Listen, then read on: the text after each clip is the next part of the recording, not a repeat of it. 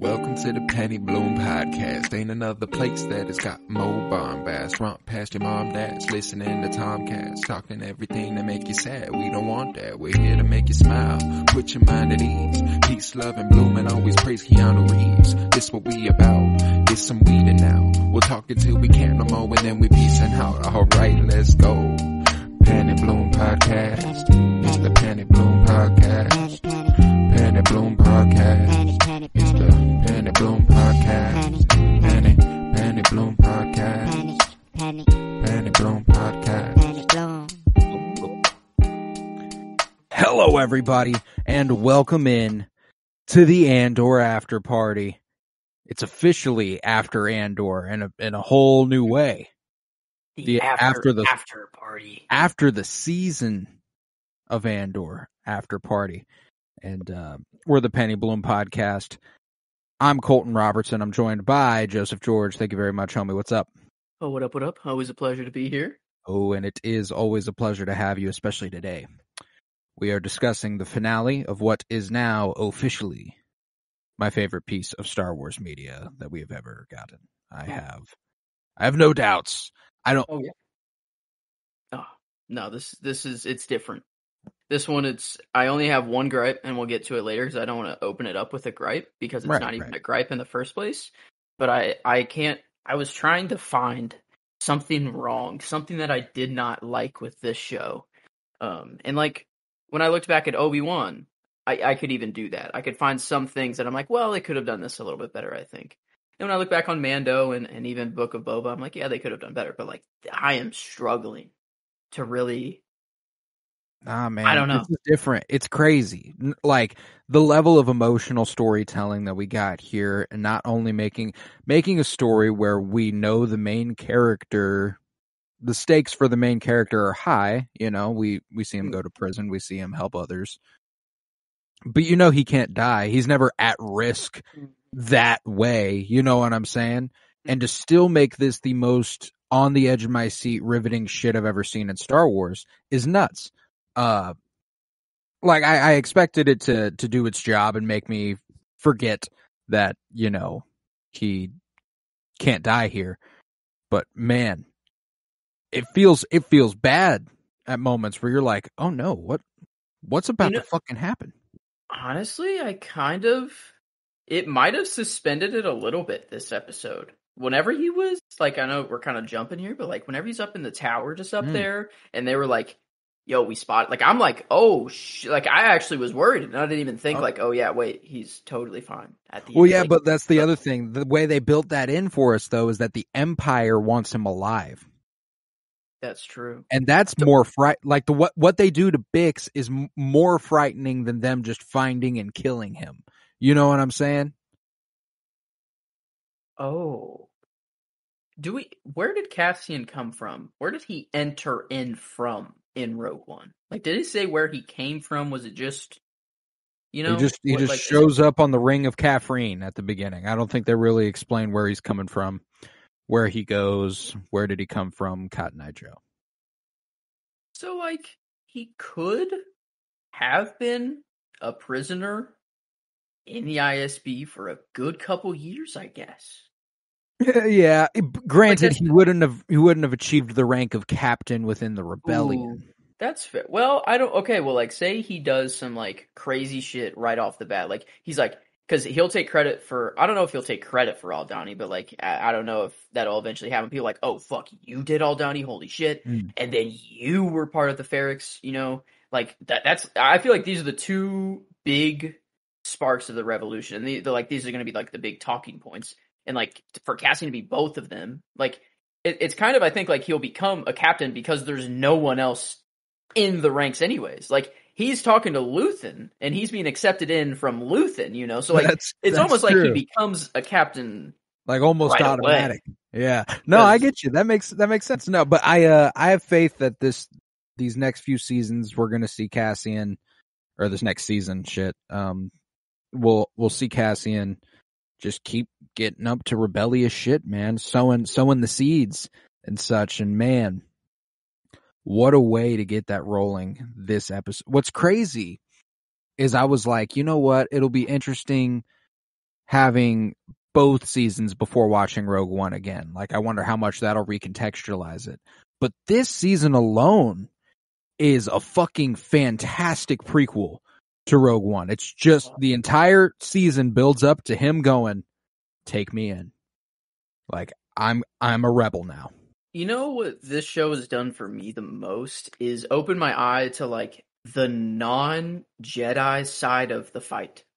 Like the non-big name people who are doing the fight. The non-Luke, the non-Han, it's always been, yes, the rebellion versus the Empire. It's always been that, but like in my mind, that's really what it boils down to is like Palpatine and Vader versus Luke and all the big names. It's never like a Cassian, it's never a Bix, it's never a Marva, that I think of right away. But now I'm like, this is the side of Star Wars that I'd rather get into, is like the more niche, like just real shit, man. Yeah. Well, and I love that they're driving home that dichotomy on purpose at multiple points in this in this episode when Nemec gives his manifesto monologue over the middle portion of this episode.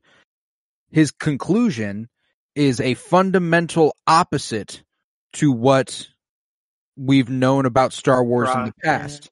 Yeah. Do or do not, there is no try. That applies to that side of the Star Wars universe. Whenever you're dealing with human people who don't have superpowers, it's not about do or do not. It is about try. Whenever you're a god with a light sword that can cut through anything, and you can move things with your mind, and if you want, choke people out with your mind. Like that's pretty OP shit. But whenever you take one blaster to the side and you're done, like that's we had a lot of deaths where they just focused on the death. I forgot the one guy. I got you. Oh, yeah. Dude. I want to warn folks. Obviously, spoilers.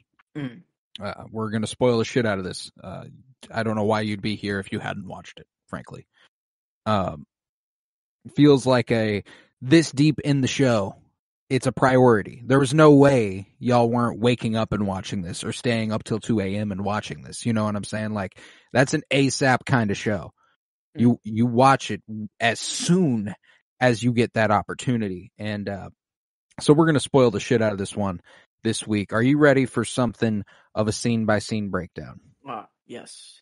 I do need some way to get all this chaos in some method. Some actual method to the madness. Yes, I need some methodology here. Let's get it. So we open Rix Road, episode 12, the season finale of Andor, on the salvage yard on Ferrix, where Wilman Pak, the son of Salman Pak, who we saw get hanged, or we didn't see him get hanged, but we know he got hanged by the Empire. Now, his son's building a bomb, and it was such an intense way to open this episode.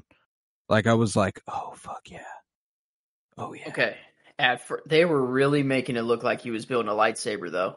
I mean, they were doing everything in their power to make it look like little emitters at the end and like a little rudimentary lightsaber. And I'm trying to think, like, while he's making this, I'm like, okay, it's a bomb. I know it's a bomb, but I'm like, right. Is there no way they're having this kid just whip up a lightsaber? There's no chance that he's about to come out here and just start swinging a light. Like, there's no way. And I'm glad. I'm very glad that is not where it went. No, that didn't even it didn't even occur to me. I was as soon as I saw the part was like almost the end. It was literally like it was the first time they showed him, it just kind of showed him tinkering, but then the second time it cut back, it like showed like what he was working on, like really close up, and he put in one piece and then just rotated it, and it looked like the end, like the emitter part. Oh yeah. I see what you're talking about. No, yeah, it was. I was just like, oh fuck yeah, this kid's gonna blow some shit up. Hell yeah. Yeah.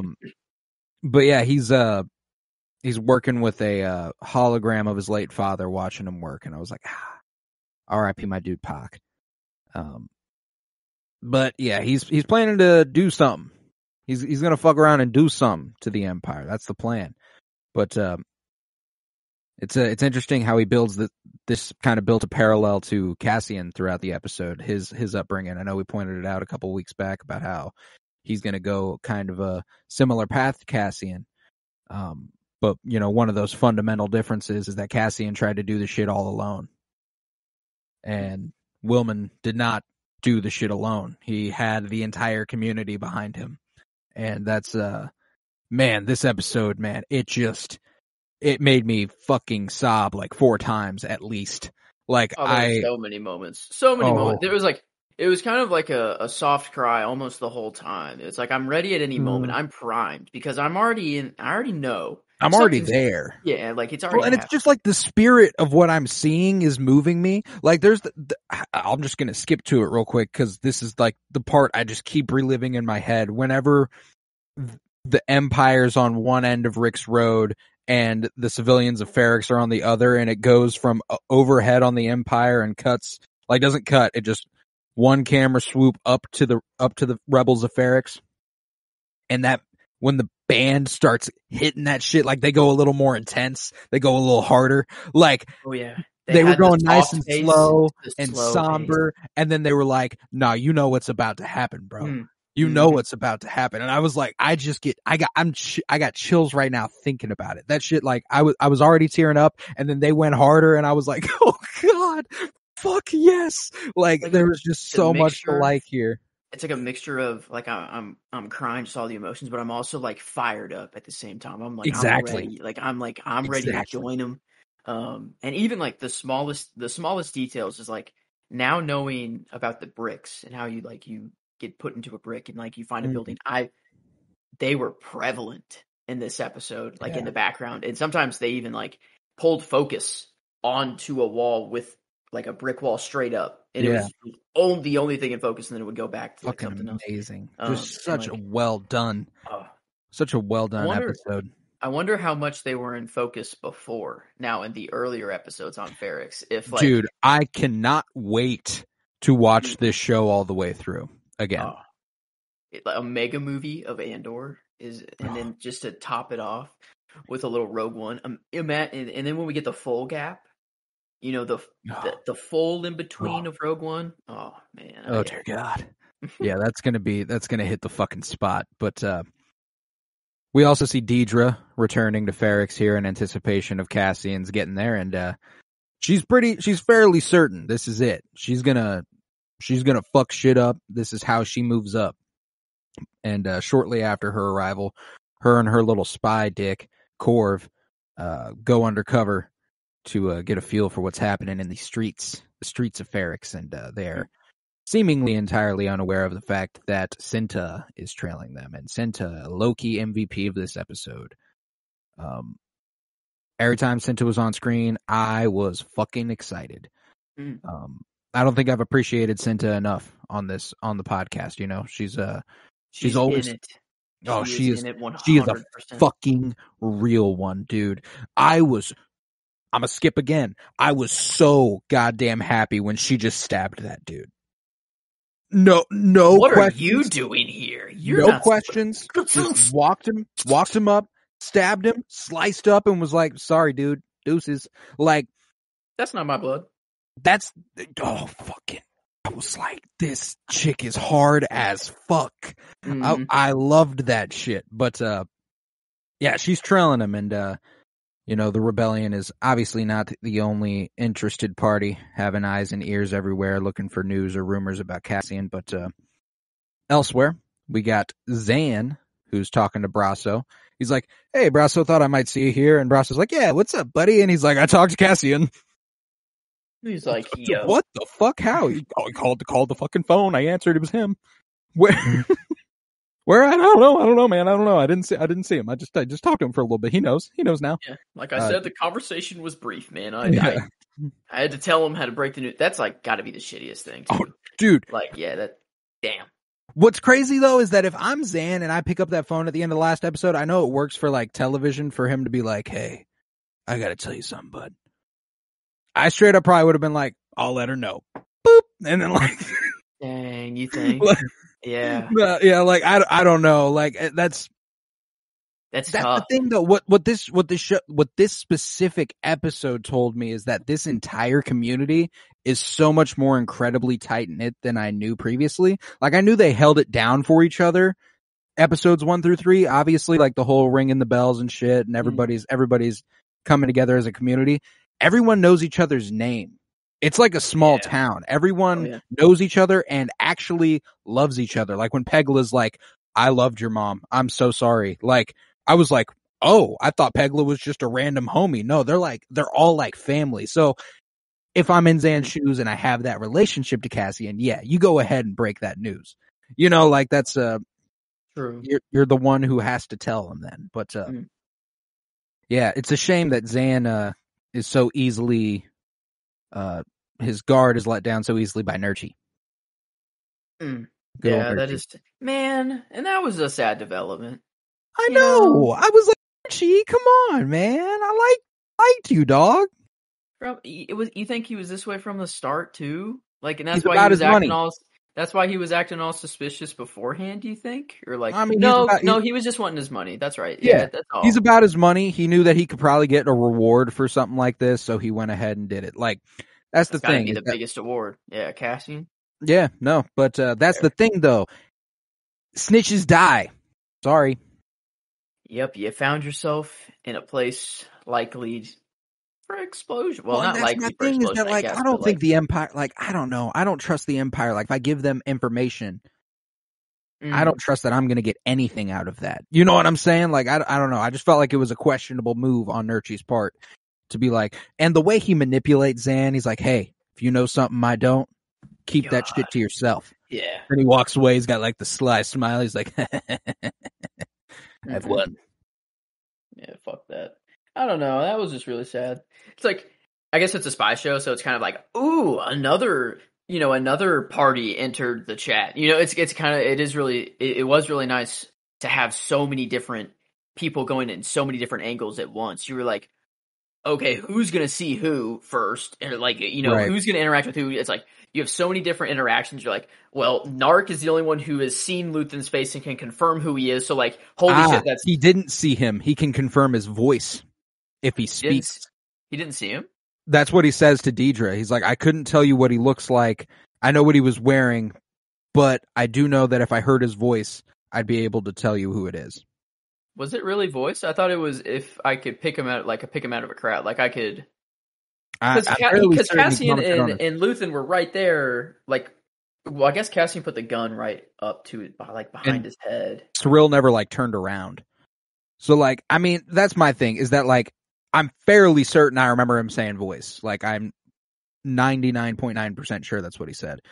And that's why what's crazy is Luthen voice too. But Luthen has many voices, so that's, I don't know. But another thing that's crazy about this episode is the person who's like safest is Luthen. Like I was never worried about him, which was kind of nuts. Yeah, because no one knows. I guess. No one knows. He's just in my mind, it was only Cyril, and I guess he didn't even know in the first place. But like he was just a guy that no one would. That's the cool thing. That is the main thing that the Empire is there for. Is Luthen, not even Cassian. They're there for Cassian to get Luthen, and like, or I guess the greater thing at large, you know. But through Luthen, they get that. And like he's just right there, doesn't care the whole time. He knows he's that good, like he's good. 100%. But on Coruscant after this, Mon Mothma waits outside a social gathering for Perrin to finish. I don't know, getting off with the other guests, but he's the way she like the shot of her just sitting in her car and then like you can tell she's getting like slightly more and more overwhelmed and then she just and she's like, oh thank God, you know, like I loved it. I loved this scene too, and it was just so subtle and so effective. Is so like, what's the banker's name? Swiss bank based dude. Davos Goldun. Davo. Yeah, Davo or Davo? Davo? Yeah. The way Davo. Lando calls Han, you know, same shit. Bank. Let's see. We have Narc. We have like what? I feel like he deserves just an like, I don't know, a something name where it's not good. Scumbag, scumdick, scumbanker. Scumbag. Anyway, scumbag. I assume that now this money relationship between him and Mon is a thing. That's where he's getting all of his money to gamble. And I think that's where this is going to become. Oh, no? Mon knew her driver is listening and spying. She's pinning the $400,000 missing on Perrin.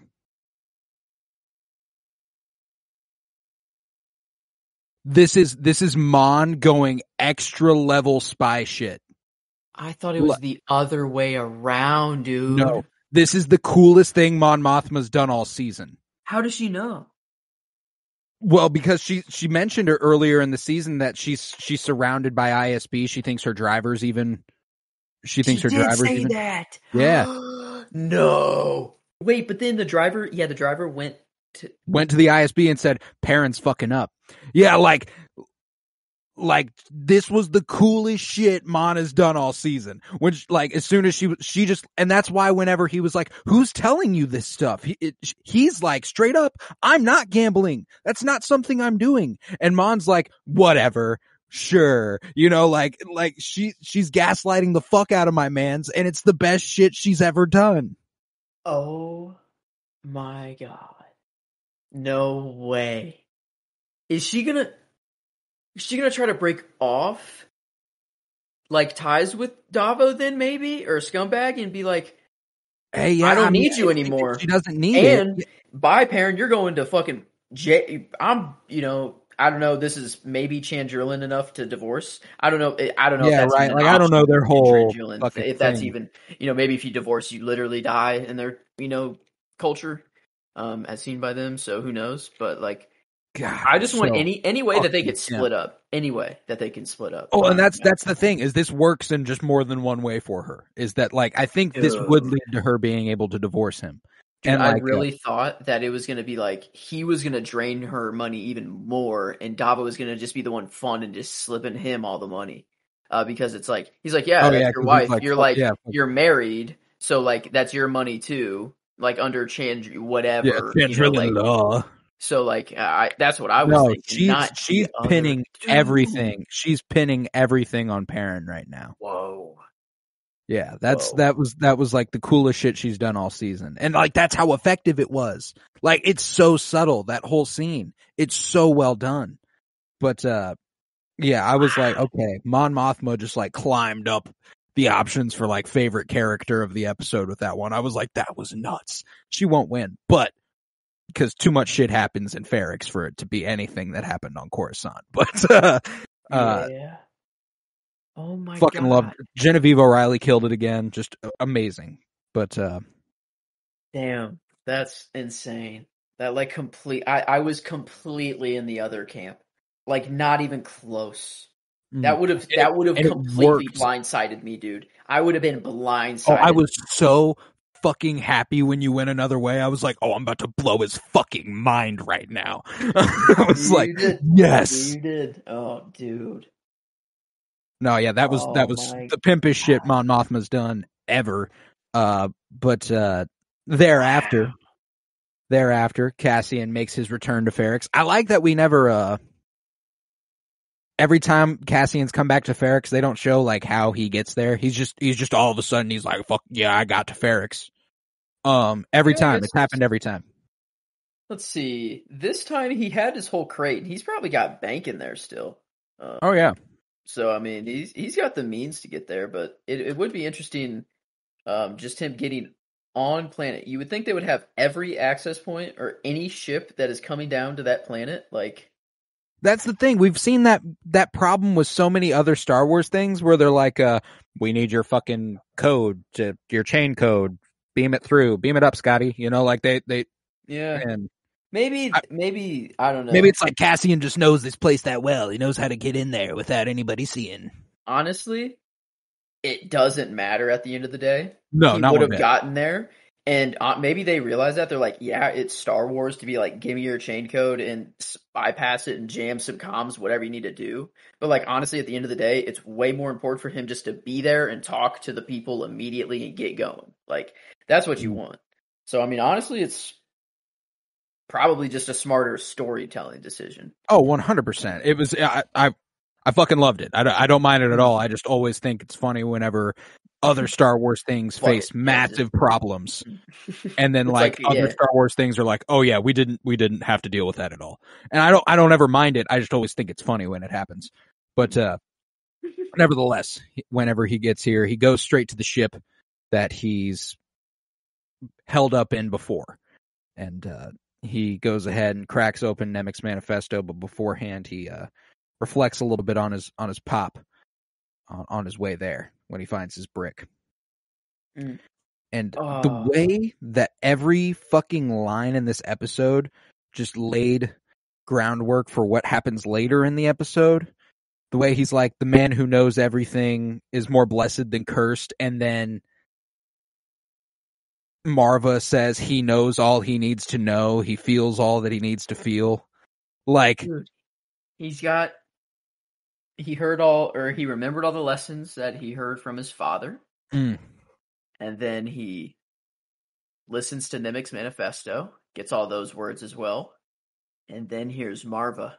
I'm so glad they confirmed that he heard it too, because whenever Bix was like, and Marva was here, and he was like, she was amazing, wasn't she? Like he was so proud of her for doing that. Like, oh my God, it made me so happy. It made me so like, I'm like getting fucked up talking about it, bro. This is fucking amazing. Like, I just can't get over it. Bix was the one who recorded it, right? Like, oh yeah, she would have been. Like that, I guess I didn't think about that. Would Bix have been the one to record it? It would have been Bix, or would she have done it on her own? She might have been able to do it on her own, you know, and maybe so that Bix could have experienced it for the first time too with everyone else or something like that. Yeah. I don't know.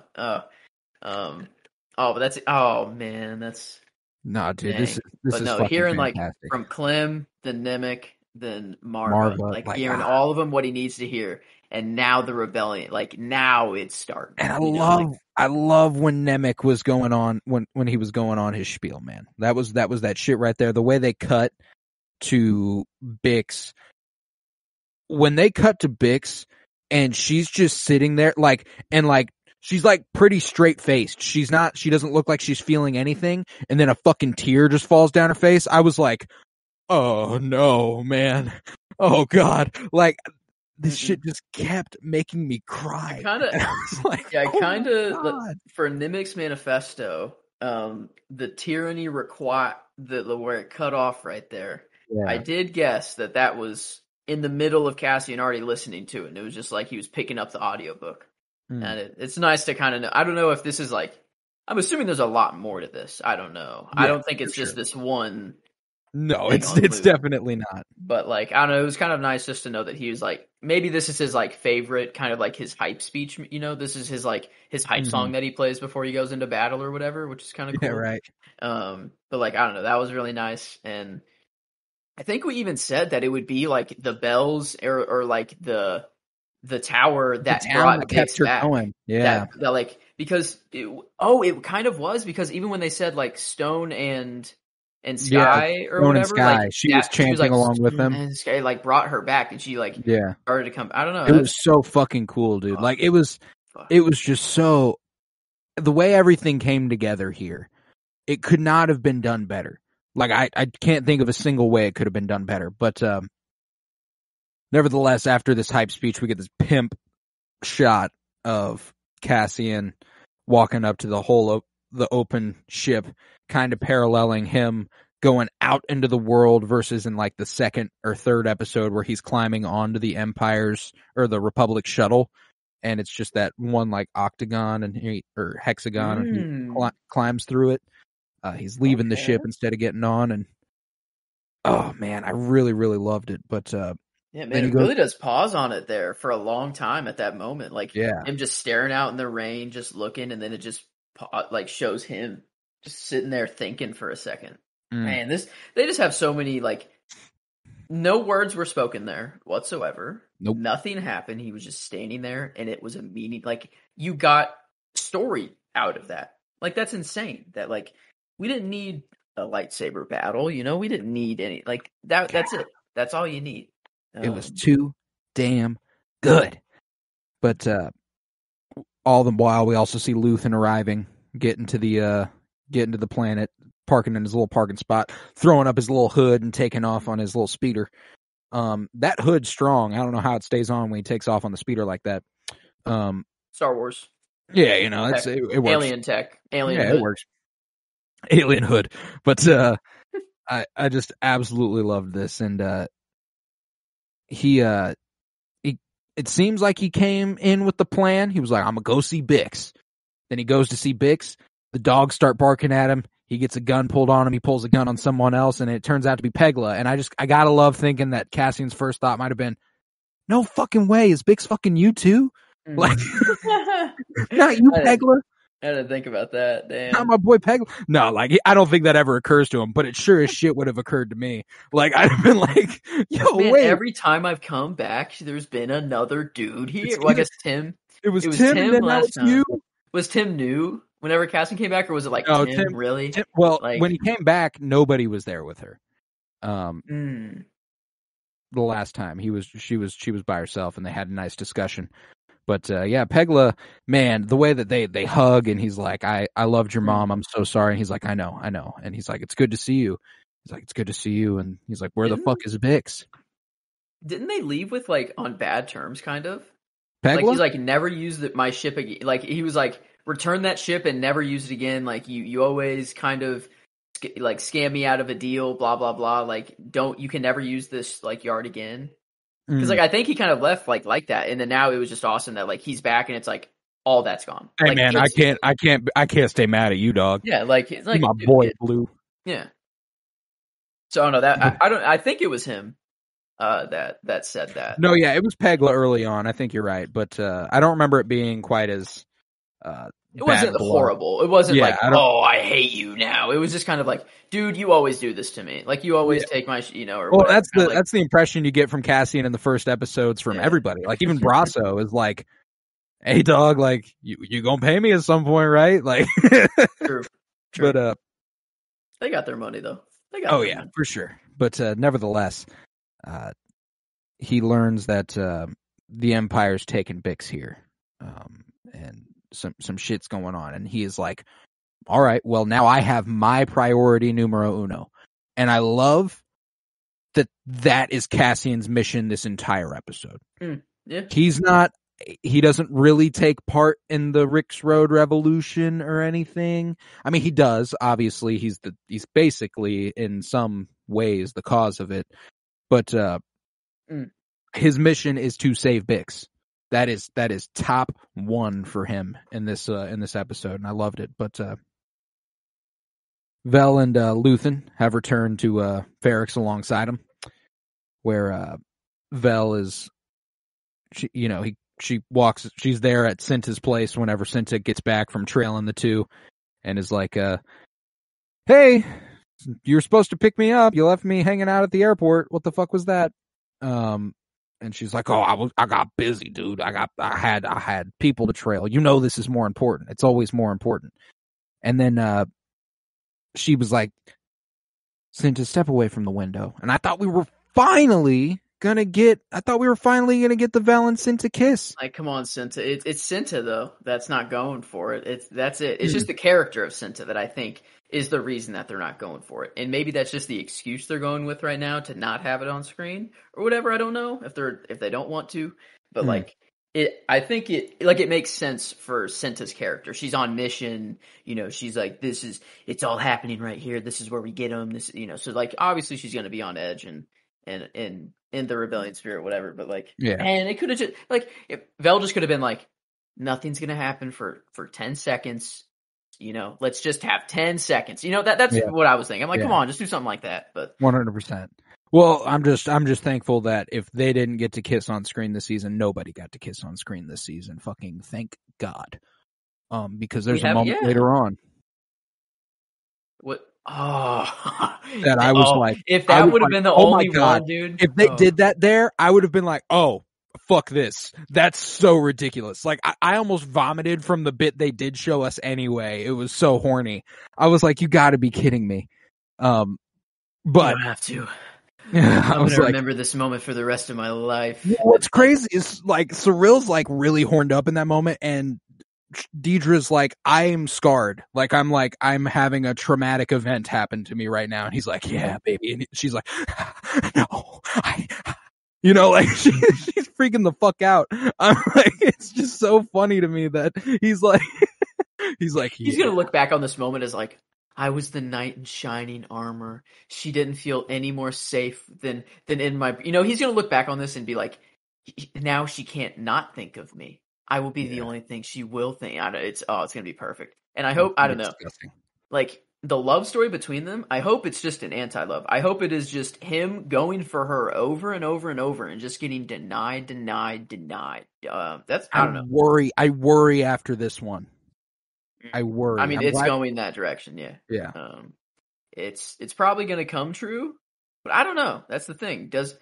The kind of point is that like these people are kind of incapable of love almost. Well, maybe I guess on their own personal level, maybe not, but like everywhere else it kind of seems that way. So like, I don't know. Do you give, a love interest and really make it like a part of the story when you're trying to like show that side of the fight isn't? Yeah, I don't know. I couldn't really tell you what they might end up doing with this, like, because I'll tell you what, I just wouldn't give a shit enough for it to be a storyline in season 2, like them having a love story, like that would be, I don't know, it would almost take me out of it a little bit, but mostly just because I hate both of them so goddamn much. But like, what was the point of them switching hats on like whenever he was coming into Ferrix? Like, was that just like with Bootlicker? Yeah, with Bootlicker. I know what you're talking about. I thought that was strange too, but I think it's because those are the hats that like they wore when they were like he wore the hat with the bill, he wore the hat that looked like a little fucking Peter Pan cap, and they were like, oh, this isn't it, right? Like, it's the worst buddy cop moment you've ever seen in your life. Like, they're they think this is like a triumphant, like, we're fucking Channing Tatum and Jonah Hill and 21 Jump Street type shit. But no, they're just the worst. And they're not going to have any effect on anything here. Like, I love how Bootlicker just becomes a drunk in the street. He's just, oh man. It was nice just that they threw that in. They didn't have to. No. It was nice. I love that, like, while Marva was giving her speech, they, like, looked at each other like, oh, damn. Like, a lot of people here agree with this, and we really don't. Is there something wrong with us? Nah, we're fine. Like, some shit like that. But, nevertheless, as expected, Mon Mothma's driver takes the information he learned about her financial situation directly to the ISB, and specifically to Blevin. And, he's easily convinced that Perrin is responsible for her questionable banking decisions, and he's like, yeah, fuck yeah, we're going to go ahead and do that. And then it's also here that we learn that Krieger's mission on Spellhouse went exactly as we thought it would, resulted in a whole bunch of death. And Deidre, I love the way Deidre was like, you realize that we need prisoners to learn anything. Someone in the room has to be saying that. Like, I love that she's like, you don't even have to listen to me. You just have to realize that there has to be someone else who thinks that way, because I can't be the only one. It's crazy how much she has risen. Like, oh yeah, Partygaz and her are having a conversation like leading it. That's like her I don't know what chair, whatever. Yeah, what to call that, but like she's leading it right there with him. Like, yeah, because Partygaz is almost calling her to let her know what happened. Yeah. Like, that's true. I don't know. It's strange, but I also like the way he's like, this was like, it was the cocky Empire thing. He was like, we're doing this to get the taste of Aldhani out of the Emperor's mouth. You want to start a conversation? Get Axel. I mean, that's kind of true though. Like, I don't know, Palpatine would have, like, they're scared of Palpatine. That's what the Empire's scared of. And they're like, well, if we kill him, then there's no chance of any of them getting out. Then there's no chance of Palpatine, getting more pissed at it. Like, we don't want to piss that dude off. So, like, I guess it kind of makes sense on, like, maybe that's a lesson that Deidre is going to have to learn, is that, like, she can't do the things that she wants to do. Like, she's not the Emperor, and she'll learn that quickly if she tries to, like, go against him. I think maybe that's the lesson Partygaz is trying to say, but, like, obviously Deidre's right here. I don't want her to be, but like no, yeah, but like from a strategic perspective, she Yeah. is correct. There's just no question about it. But it's here that especially she's with that doctor whatever dude, the Ugh. worst one of the Gorst. worst characters in Star Wars history. Yeah. Dude Oh, that sucks. dude's disgusting. But it's here that Deidre is listening to the plans that the daughters of Ferrix have requested for Marva and her funeral. You know, they're going to get one block. It'll be no more than 30 people. They pushed back on that, so we gave them 40. It ends up being the entire town, the entire road, everything. I was like, fuck yes. They never planned on following that at all. Absolutely outstanding. We'll push back for 10 more. Oh, thank you for the 10 more. We'll use again, that. just any act of insurrection pushes our lines forward. Like Nemec says. And they just keep that's what this entire episode is just basically taking what Nemec said and then letting it play out on screen later on, and it's just fucking amazing. God, it's so good. But I think it was kind of maybe during Nemec's monologue that really was the time in the episode where I'm like, okay, now I see just the rebellion side, the non-hero, the super small act that, you know, like the one person that dies just to get someone out safe, you know, whatever. Like that one person sacrifice is just as big as Luke's or anyone else's who you know had any sort of sacrifice play. And I don't know, it's just a beautiful way to look at it. Like I don't know, it's crazy that like can even reframe how I look at Star Wars. That like Star Wars is changing. It's like it's ever changing. It's so fucking good. This is just all time here, all time. But you know, she quickly reminds all of her officers on Ferrix, you know, they're like, we're going to have snipers up there. And she's like, no snipers. I want him alive. You little piece of shit who's clearly on some sort of bloodlust. I want him alive. Quit trying to kill everybody, okay? I'm tired of everyone around me being like, we should just kill our problems. We need to figure out what's at the heart of them.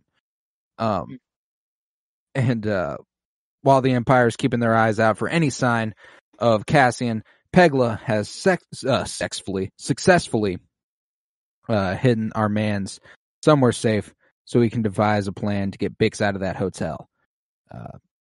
And I loved this, just Pegla being like, street's clear, bud. We're good. Just really good. And whenever it's time, just let me know. We can go ahead and cut it off. We're good. Okay, cool. But it's here in this little sewer alley type situation that we got going on that Brasso and Cassian reunite. And if Marva's speech later wasn't so goddamn strong, this would have been my favorite part of the episode. I will have to give it my favorite line of the episode because this part made me fucking sob from the beginning. He shows up and they do a hug, and then there's this just really subtle decision that Diego Luna made to clasp his hands on Brasso's back and pull him in tighter. That made me I lost it. Like I was like, oh, that was a real hug. Yeah, that was like a real hug. Yeah. And they stayed there. Like these. Oh my god, dude, I lost it here. I was so upset and so happy, so upset, so many things. And you know, that's a good line. And the way he immediately is like, I told her to come with me.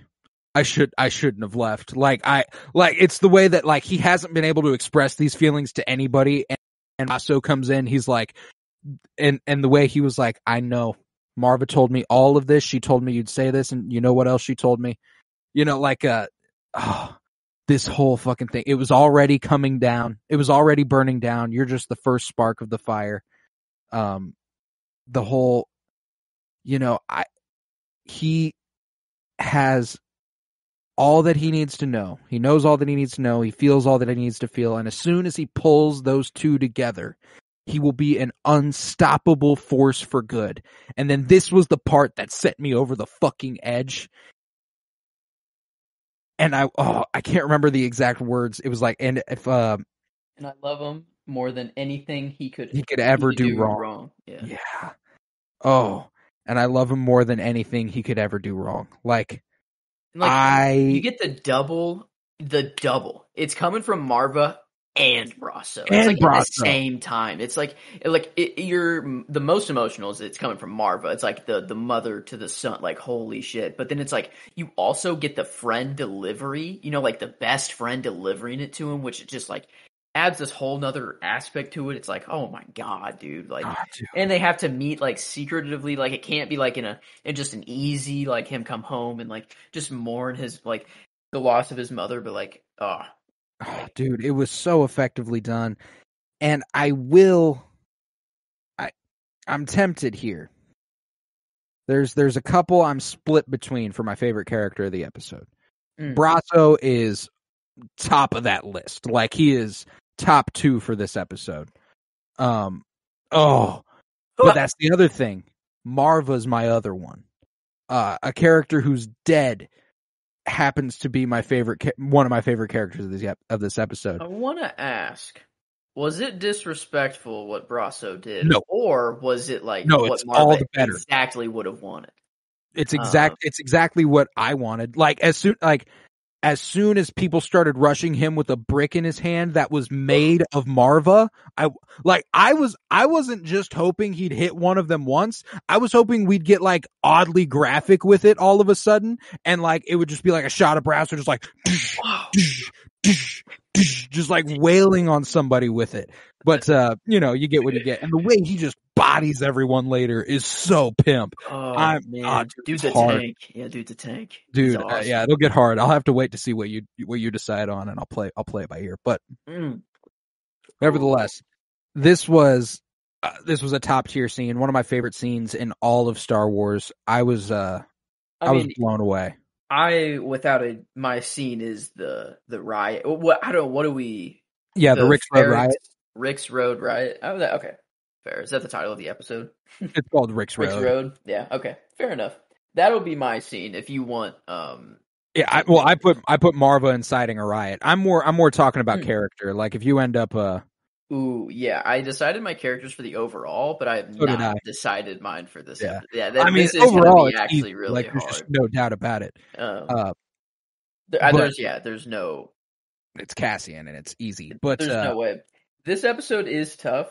Character development, like Cassian sees a lot over the course of this one, dude. He does, and like I think that's the thing is that like it's either gonna go to Marva for how cool as fuck she got even in death and like afterwards. It's either gonna go to Marva or Cassian. I think it's Marva, Cassian, or Brasso. I think are really the only 3.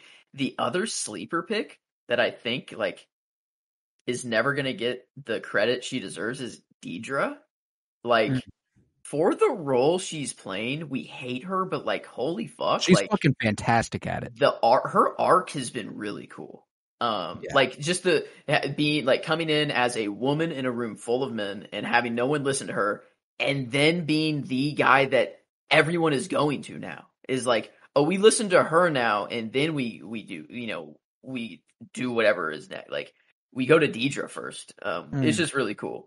But I think if I had to choose, I'm still like overall, it's Cassian, and I think this episode too, it's Cassian. Just for how he comes home, how he immediately goes to save Bix. It's everything's just immediate, and he's leading everybody, and like everything he did was, I don't know. Yeah, I can't give it to anyone other than Cassian.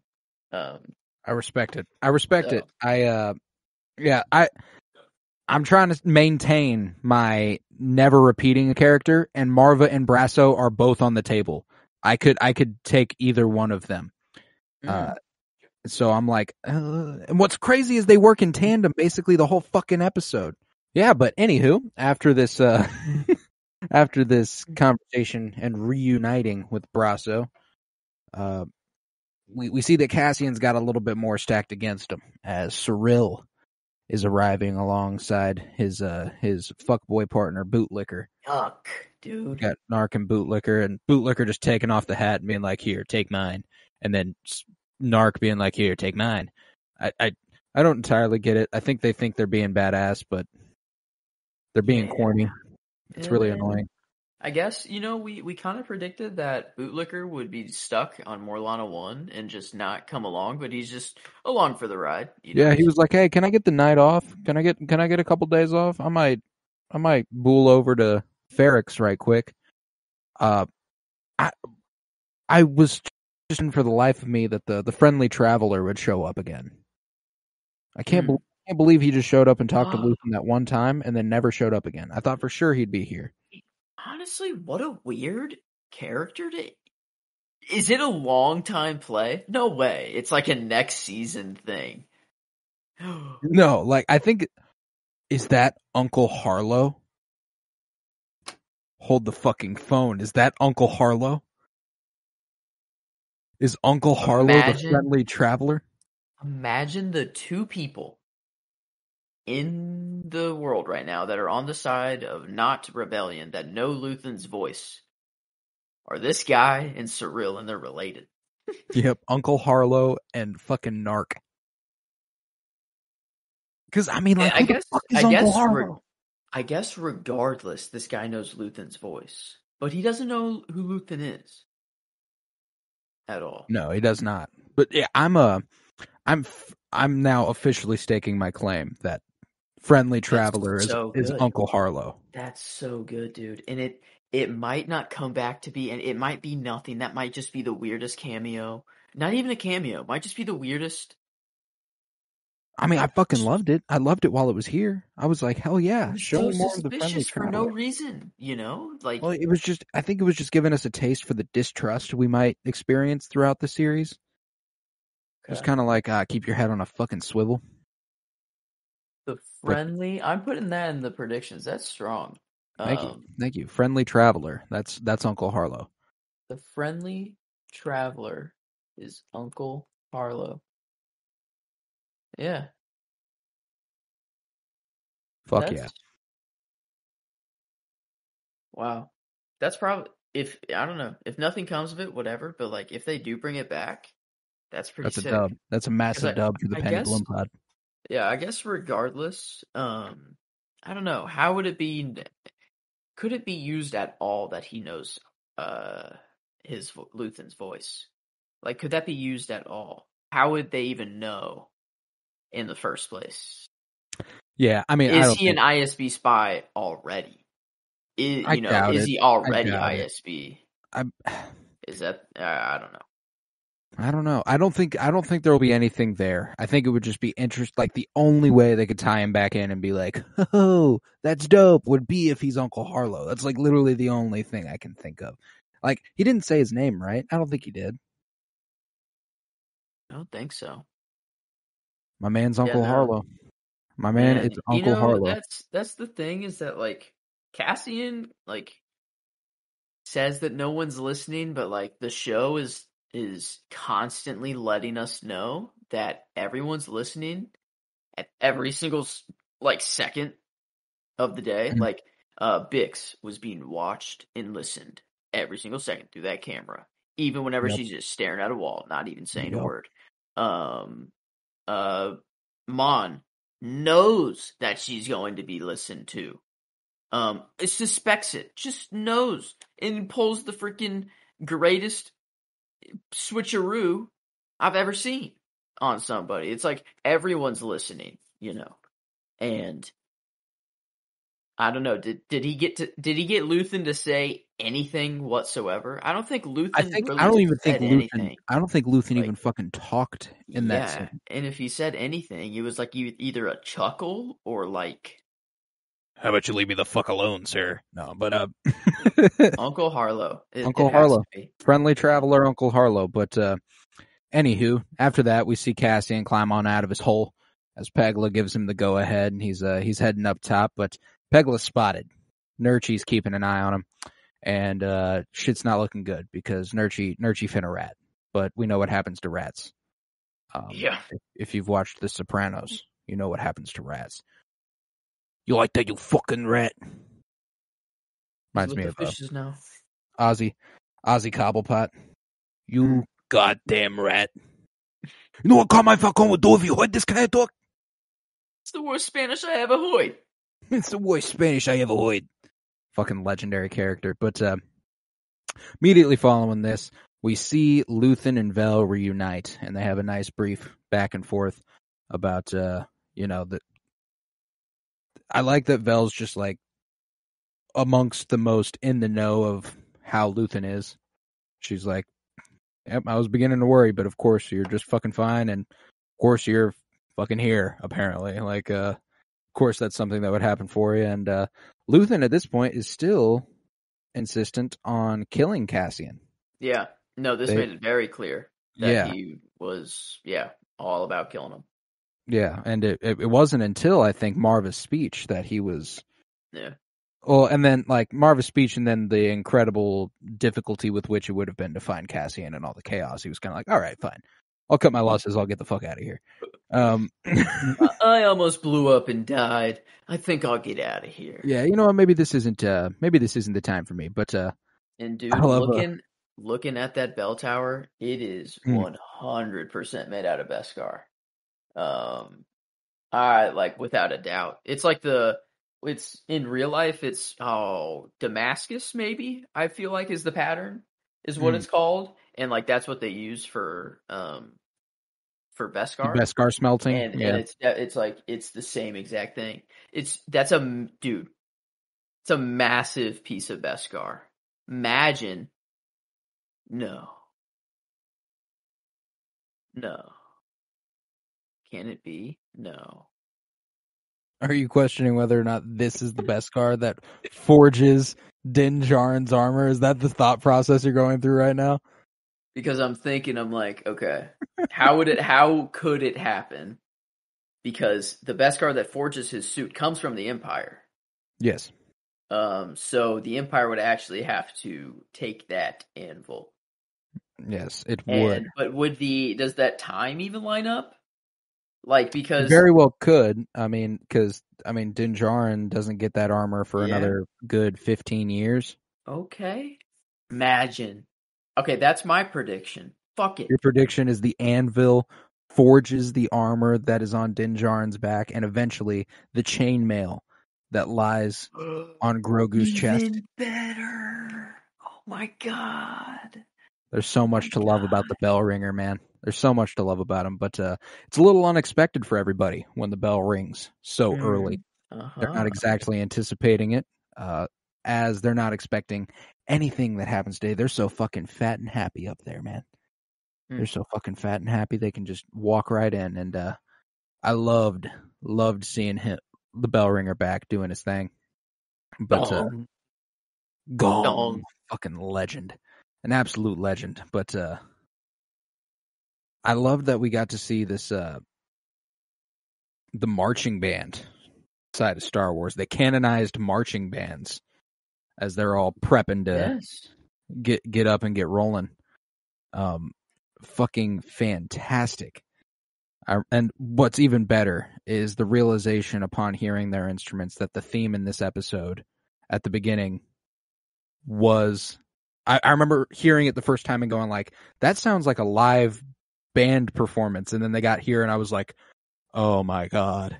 Oh, they were telling me the whole time what was going on. Oh, it was too fucking good.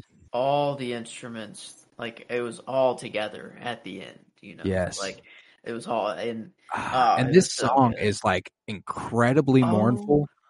Like God, mournful and suspense building at the same building time, the tension so fucking hard with this music right here, and all the people you see enter the line. You got Willman who gets on in there. You got Corv the spy who's walking along, which just feels wrong.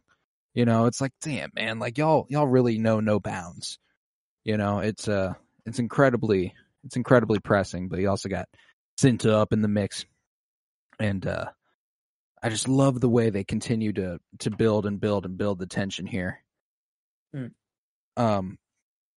then it's like right here with the prefect and who they regard as Keysax or something like that. That's the guy who yelled very loudly for them to get Bix a couple episodes ago, and we were like, oh fuck yeah, this guy. He has another couple. That guy. He has another couple in this episode. Yeah. But double time, or like that is at the yes. Whenever he says the most dumb like he just says a bunch of military buzzwords here in a second, where he's like, fucking double line up, double time, do the shit. You know, like I'm like, dude, I don't think anybody. Man, like, dude, you didn't get anything across. You just told us to hurry up. Well, Hurry up. what I love about these scenes where we keep coming back to specifically Rhaegar here, Mr. Bitch Boy, Prefect. Yeah, stand to, double time, form up. Let's move. That's what the fucking dumbass says. But the shot immediately following that, with them all stepping to the beat and coming into frame through the view of one of the like sliding doors that like roll open, like, oh my god, fucking beautiful. But the Prefect, how he keeps going like a show of force immediately. We're wasting time. This is too, like, we can't keep letting this happen. It all calls back to, again, Nemec. Imperial control is so desperate because it's so unnatural.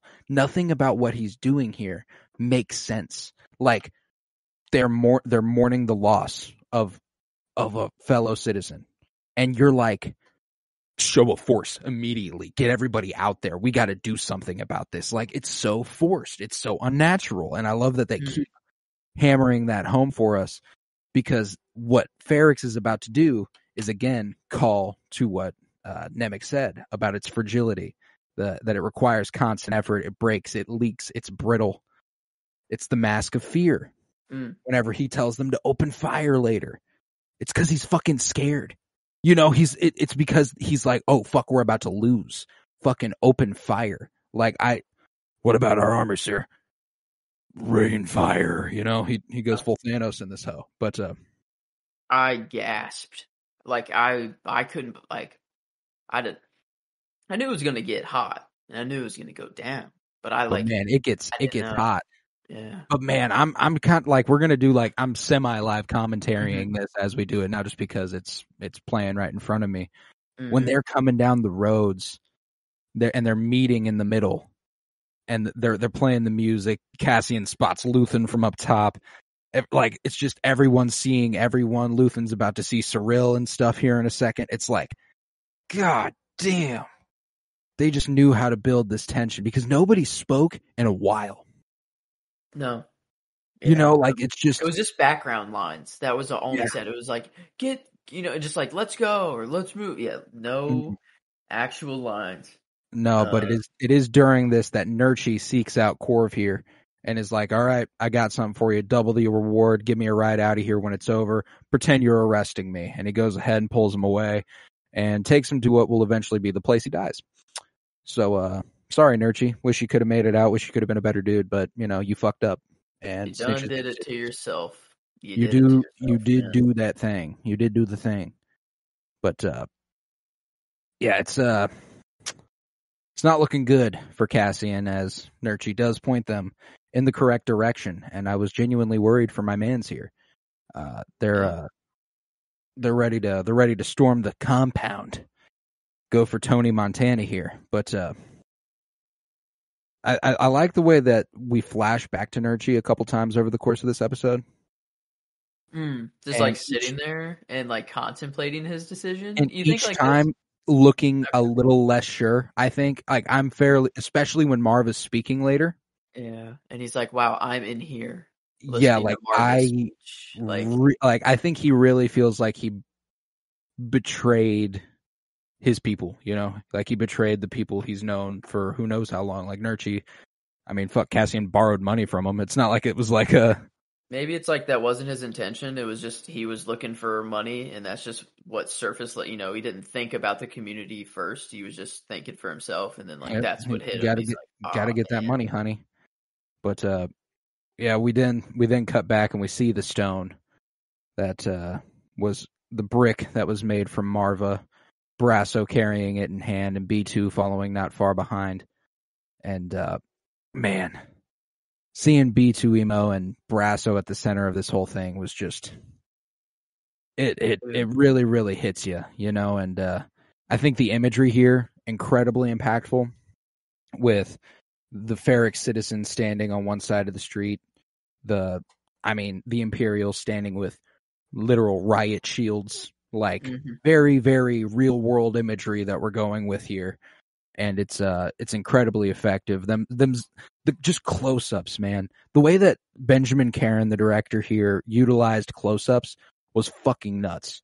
Like every time we see Pegla up close, Zan up close, like just the people who have been there the whole time, background characters, all of a sudden they're the focus of this scene because every little act of insurrection pushes our lines forward. Like I keep thinking about how everything keeps coming back to Nemec, but It does. I don't know, and maybe that's like the manifesto is kind of like their story writing like manifesto too.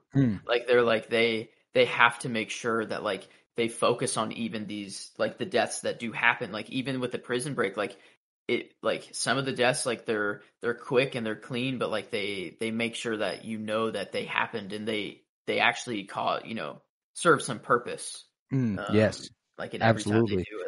There's no small contribution to the rebellion. It's all massive, and it's here that Cassian also realizes that he's been made somehow. Don't know how. So someone's speaking to him, and a little He's bit that of a guy. He's Cassian Andor, dude. he's that guy. But man, like in a universe where the Force flows through all and guides us, someone gets a feeling like they're being watched. It's like, yo, get the fuck out of there. And you love seeing that. And then this is the shot I was thinking of earlier, where Bix is listening to the music, humming along with them. She's kind of smiling, and a tear falls down her cheek, and it's like, oh my goodness, Adria Arjona is a fucking brilliant actress. How do you get in a state to act like that? Like, what do you? She looks bad. She looks beat the fuck up. Like, how? I mean, I'm assuming like some makeup helps, Oh, like of course, I'm assuming yeah, like there's some makeup, but like they dried out her lips. They made them look really chapped. That she got the bags under her eyes and stuff. Like she's clearly not doing well. Man, I don't know. That's insane to act like that. Like, dude, she does so fucking good later on in this episode when her and Cassian come face to face. But it is also here that Cyril spots Deidre, and it's like, it's her. And Bootlicker is like, I have no idea what the fuck you're talking about, man. A lot of stuff has happened without me. Okay? I did not know. I don't know who that woman is. It's her. He's like, I'm gonna come. Yeah, like, oh, dude, he's so, it's so disgusting, and it's He's going to actually lad. turn into a legitimate romance story next season. I sure fucking hope not. I sure fucking hope not. I hate that motherfucker. Like we said that it wasn't, and then we got this scene. Like I don't know, it's getting worse. The fascist. Maybe that's the point. Is they'll give us these scenes, it'll be getting better for them, but it'll just be getting more and more cringe every time, and more toxic. Like it's a genuinely toxic relationship if it starts from the man stalking the woman. Yeah. Okay, maybe I actually would prefer it to go that way now. I'm kind of flipping show us just how bad their relationship could be. Yeah. I dig that. Okay, I can fuck with that. Show how, like, show a relationship between, like, I don't know. I see, like, Bix Cassian finding Bix again, and I see them, like, I don't know, maybe forming a connection again, maybe, and having something. I don't know. I see maybe a relationship on the side of the rebellion, at least something. The coin flip of that. Whether it's Cassian or not, I don't know, but I have a sad prediction. For that side of things. I don't think Cassian ever sees them again. Why do you say that? I just don't think it's meant to be. I think he'll be up in the rebellion. Like if they ever do, like it'll be 100% by chance. It won't be because he went looking for them. It'll just be like, oh, we happened upon each other here. If it happens again. Does he even know do they even know where they're going? They just said stay low and then Ganji climb. Moon. He said, "Do you think they can make it to the Ganji Moon?" And is that like a checkpoint to go anywhere, or is that like where they stay? Yeah, that's the thing. I don't know. Maybe they hold up there until they see Cassian, but they can only wait so long, so then they have to go somewhere else without telling them, and it's just could be a whole Han Solo Kira situation where he tried to go find her and then couldn't, and she, like some shit like that. Became wrapped up in an evil corporate whatever, like you go off and Bix actually comes back a freaking Sith crime boss, an Inquisitor or some shit, like I don't know, like in some insane shit, some nuts. No, I mean, like, here's the thing though, you don't have these characters make it out of the season without them being involved in season 2 somehow. Yeah, true. The other startling thing is that the term climb has been a death sentence. And he tells them, he tells them, not looking good, dude, in the back of that plane. I don't know. He wasn't giving me I don't think he likes flying, and I think that's what it is, but like I just don't like that. I don't like that they gave him a fear of flying. Like, right. Like I think it's for good reason. The ship was not meant to go, and there was a thing that wasn't 100%. They had to tap the gauge, There was a lot of things that were a little iffy and like needed to work. And I don't know. That's the other thing though, is that the other way it could go. I know we're skipping way ahead in the episode, but it's worth talking about now since we're here. It could be them flipping that term on its head. We've only ever heard it used in a context where it meant instant death for a character. Now it's Cassian who gets to say it, and it's what actually saves the lives of his friends. I think that could be cool because it's typically been a death sentence for the character who says it, not the character who hears it. Definitely, yeah. I guess Kino, kind of. Still, yeah. We don't know.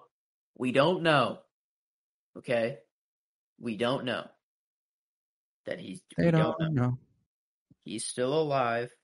Okay? He's still out there. He's still kicking. He grew wings and flew instead of swimming. Exactly. So he's okay. Homie's the first mutant in Star Wars. He's okay. Yeah. He's out doing. He's Archangel, but yeah. I do want to point to my favorite, what I think is like my single favorite moment of this episode. I mentioned it earlier. Starts at like 30 minutes, 10 seconds with Brasso standing there with the brick in hand, and the music that they've been playing, the mournful music, comes to a stop. And we see them all standing front lines.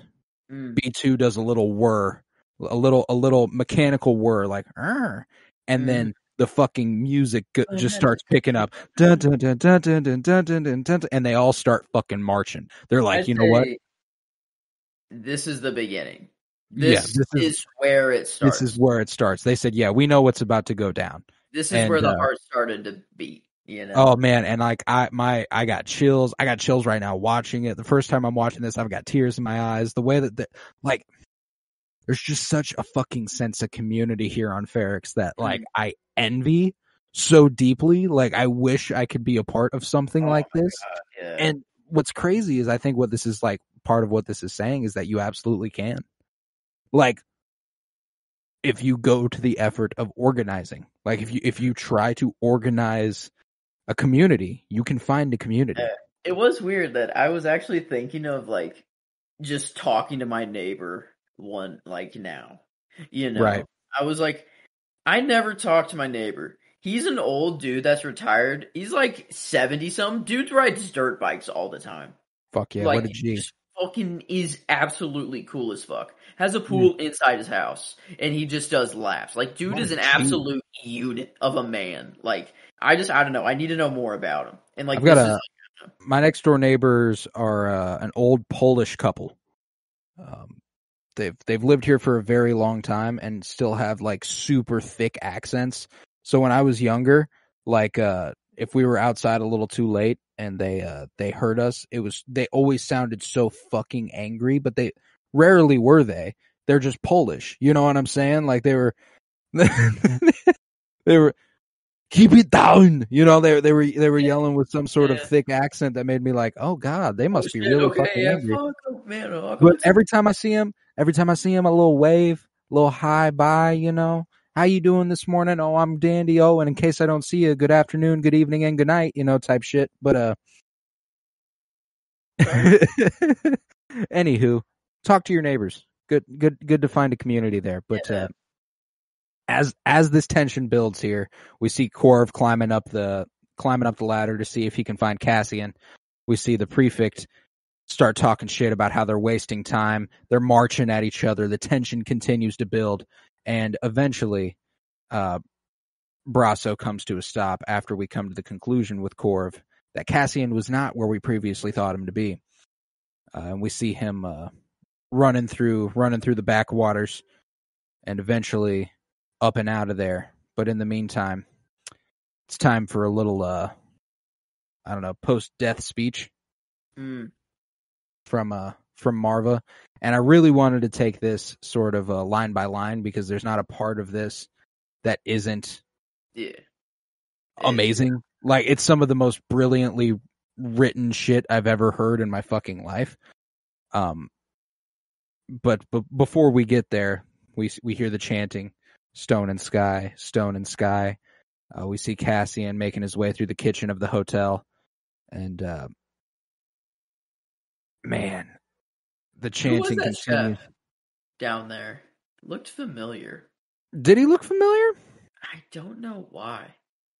I don't know if I've recognized him within this show or in something else. I don't know which one it is. I would have to think it's from something else. Here, let me It's around 3140. Wait, no. 32. Stone and 3218. You get a pretty good look at him. Tennick, that's the chef's name here. Tennick. I like that he's like, he pulls the gun on him and he's like, Tennick, he's like, Cassian. And he's like, where's Bix? And he's like, oh, she's up there. And then he takes off and he's like, sorry about your mom, man. Like, yeah. Brasso talks about how he still has friends in the hotel. I like to think that like Tennick is one of them. Like, anyone who's not an Imperial working in this hotel is a homie, you know? I don't know. It was nice that like everyone that immediately interacted with Cassian was just like, dude, sorry about your mom. Immediate. Like, I loved your mom, dude. Yeah. Like, and like that's such a like. It'd be so weird to say that to someone, you know, like in our like that'd be so weird to say that, but like in there it just felt so right. Like it felt so real, you know, like it when you create such a sense of community. Like there are certain friends who I've known for a very long time who, God forbid, if that were to happen, absolutely I'd throw that out there. And it's just it's that sense of community, you know, it's that sense of fraternalship. But what's up? You're the chef excited. is the freaking oh my god, he is in House of the Dragon. He's strong. He's the hand or the master coin that turns into strong. The hand of the king. Yes, he is. What's his character name? What's strong? Oh my god. Oh, Lord Strong. Oh, Laris. Lionel Strong. Another Game of Thrones, Star Wars crossover, baby. There you go. Yet another. God, I'm so glad we found that. I'm so glad. Now I can rest. Now I can rest. But it is now here that B portrays the absolute epic image of Marva in a massive blue hologram. And she begins speaking to the crowd, saying, "My name is Marva Karasi Andor. I'm honored to stand before you." And the way we cut to all the people watching, you know, you see Zan looking up, everyone looking up, not an eye in the house, not seared to the image of Marva here, saying, you know, she's honored to be a daughter of Ferrix and honored to be worthy of the stone. And interesting little tidbit there. Honored to be worthy of the stone. Is it like only the, or is it like if you live in Ferrix, you're worthy of the stone? I think it's like because you don't have any say if you go in the stone or not. It's the people that put you in there. So it's like if you get the town's approval, I think it's like if you're just, it's kind of like heaven and hell. It's like you either get the brick is like heaven, is like the good that's the good version of your afterlife. But like if you were a piece of shit, like Tim would not have gotten the brick. He would not have been worthy of the stone. I don't think. That's a good point. Yeah, that is a good point. Like I didn't even consider that. I think it would be a little cooler. I think like you have to be a daughter of Ferrix. Not necessarily, because like Clem got a stone. Yeah. Okay. Yeah. But I don't know. Are the daughters of Ferrix only women? Because it looked like the symbol was like on in the uniforms. I didn't know if that was just a bunch of men were wearing them too, but I didn't know if that was just because it was like the funereal party. I know. I couldn't tell if it, but like it was their logo, the daughter of Ferrix logo. Yeah. Right. No. Yeah. Maybe it's just a general term, an all-encompassing term, daughters of Ferrix. But anywho, she continues. It's funny. I feel as though I can see it. She looks over the crowd, and we see Cassian searching through the hotel on his way to Bix, and the narration continues. I was 6, I think, the first time I touched a funerary stone. Heard our music, felt our history, and like, and then it was that line that made me go like, oh, this music they were playing was traditional. Like this is their funerary music. This the slow, steady beat that they were playing earlier, marching through. Because again, she mentions that they marched all the way from Fountain Square, holding her sister's hand and stuff. That's what they did. Like this is a tradition in the community of Ferrix, and she states that where you stand now, I've been more times than I can remember. And it's here that we see Cyril spot Deidre once again and long for her visually. And Marva continues, I always wanted to be lifted. I was always eager, always waiting to be inspired.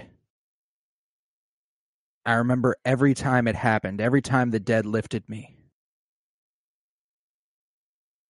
Lifted me with their truth. Like, that's a fucking bar. Are you goddamn kidding me? And the way Brasso is 100 fucking % for sure my favorite person to watch during the scene, along with Wilman Pak. The way they look at each other here in a second, dude, they fucking kill it. And I'm going to officially, I'm gonna stake my claim for my favorite character of the episode. I'm gonna go Brasso. It's fair. Okay, I will go Marva. Thank you. Because I feel because she earned it. Yeah. We talked about how she was owed going out in a blaze of glory. Yeah, no way she was off screen. I wasn't okay with that. I was not. Like, I remember they knew what they were doing, though. Yeah, I know. Yeah, I was like, no, I'm not okay with it being off screen. I wasn't cool. It didn't sit right. But this was perfect. I couldn't have imagined it being any better. So, but again, here when she says, "I always wanted to be lifted by their truth," we cut to Nurchi again, sitting inside there, contemplating his choices. I think, and he doesn't look happy. It's the visual storytelling they utilize. They zoom in on Nurchi's face, him contemplating, and then they zoom out, showing the room he's in, showing the people he's with, while everyone out there is bonding over this experience, are being lifted by the dead, by her truth. He's not being lifted by her truth. He is all by his lonesome because he thought it'd be best for him. Okay. And rat get exploded, bitch. Sorry, Nurch. Sorry, good old Nurchie boy, but you fucked up. In for some cash, man. For some credit. He's like, I love it when you talk to me, that cash machine. But Marva continues, and now I'm dead, and I yearn to lift you. And Bix, listening from her window, eyes fluttering, head shaking, just kind of like, you know what? You are lifting me right now. Not because I want to shine or even be remembered, Marva says. It's because I want you to go on. I want Ferrix to continue. And this is what keeps drawing Bix further and further back into reality. The longer she listens to Marva, the less her eyes flutter around, the less her head begins to shake. She's tuning in, you know? And Marva continues, in my waning hours, that's what comforts me most. But I fear for you. We've been sleeping. And when she drops, we've been sleeping. I was like, yo, dog, she's about to go on a fucking rampage. Marva's woke. Dude. Yo. Marva is woke as fuck. I could not, like, she said, we've been sleeping, bro. We've had each other and Ferrix, our work, our days. We had each other and they left us alone. And all the while we see Cassian making his way through the hotel, climbing and climbing and climbing. We kept the trade lanes open and they left us alone, she says. We took their money and ignored them. We kept their engines churning, and the moment they pulled away, we forgot them. Because we had each other. I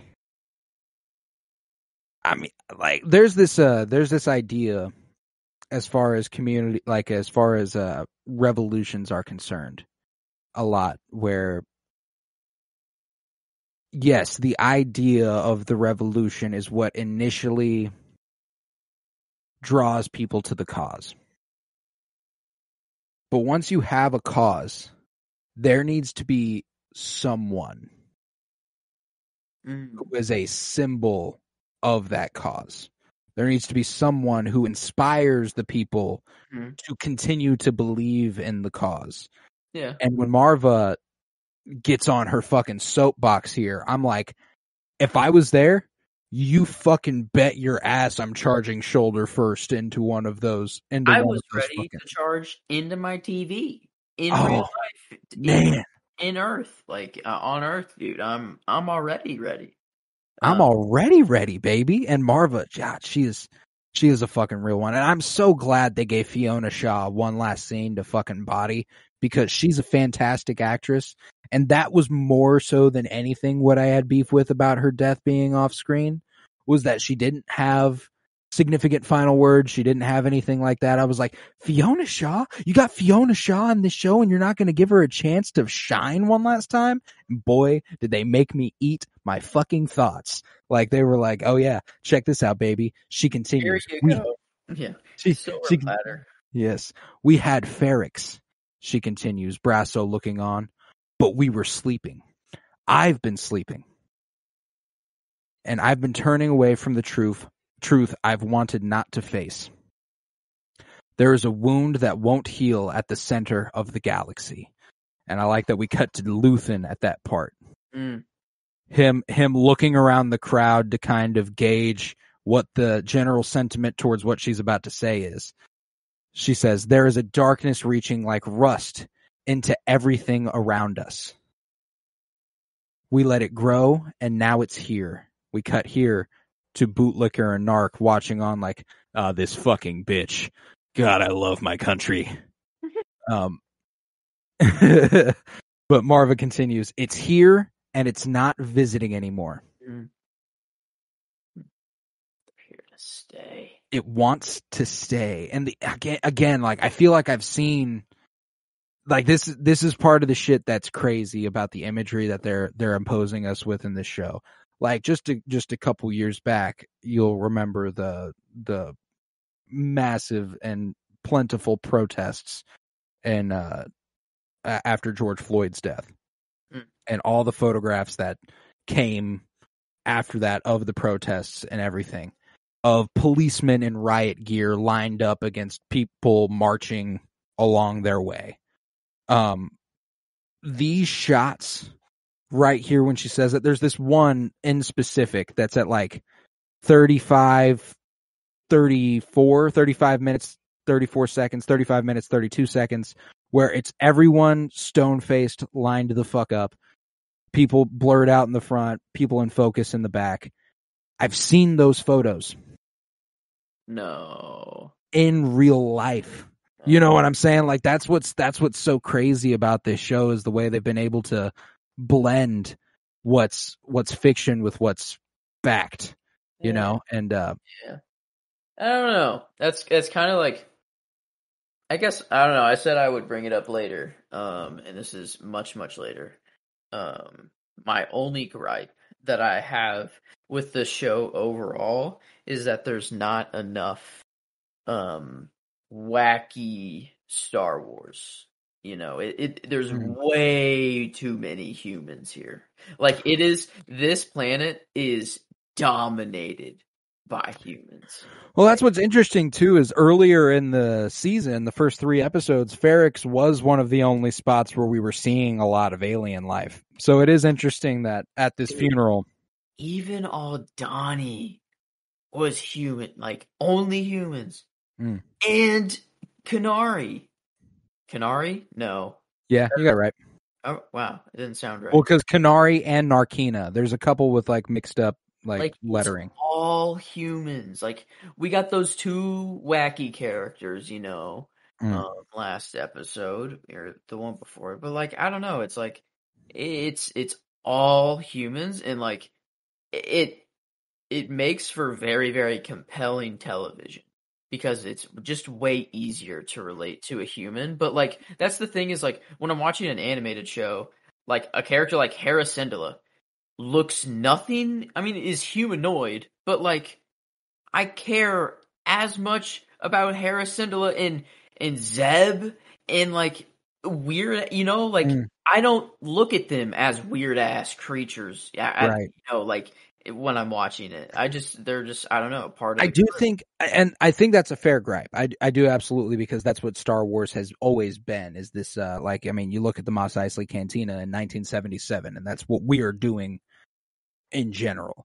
I do think it was the goal of this show to tell a very human story.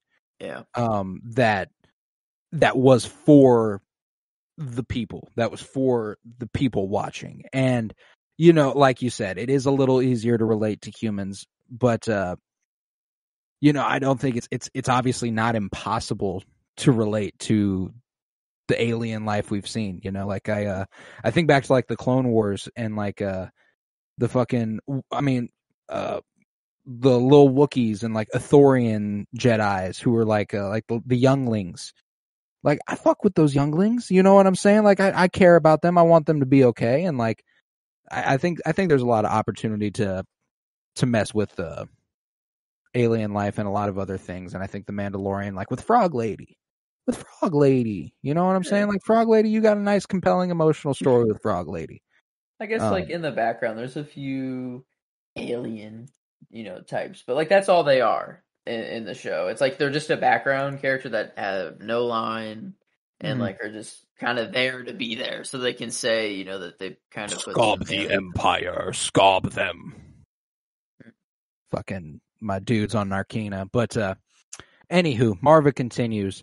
The Empire is a disease that thrives in darkness, and here we cut to Luthen, who is seemingly holding back a smile. He's like, okay, yeah, I fuck with this. This is kind of hard. This is the shit I've been trying to say. But she continues, it is never more alive than when we sleep, she says of the Empire.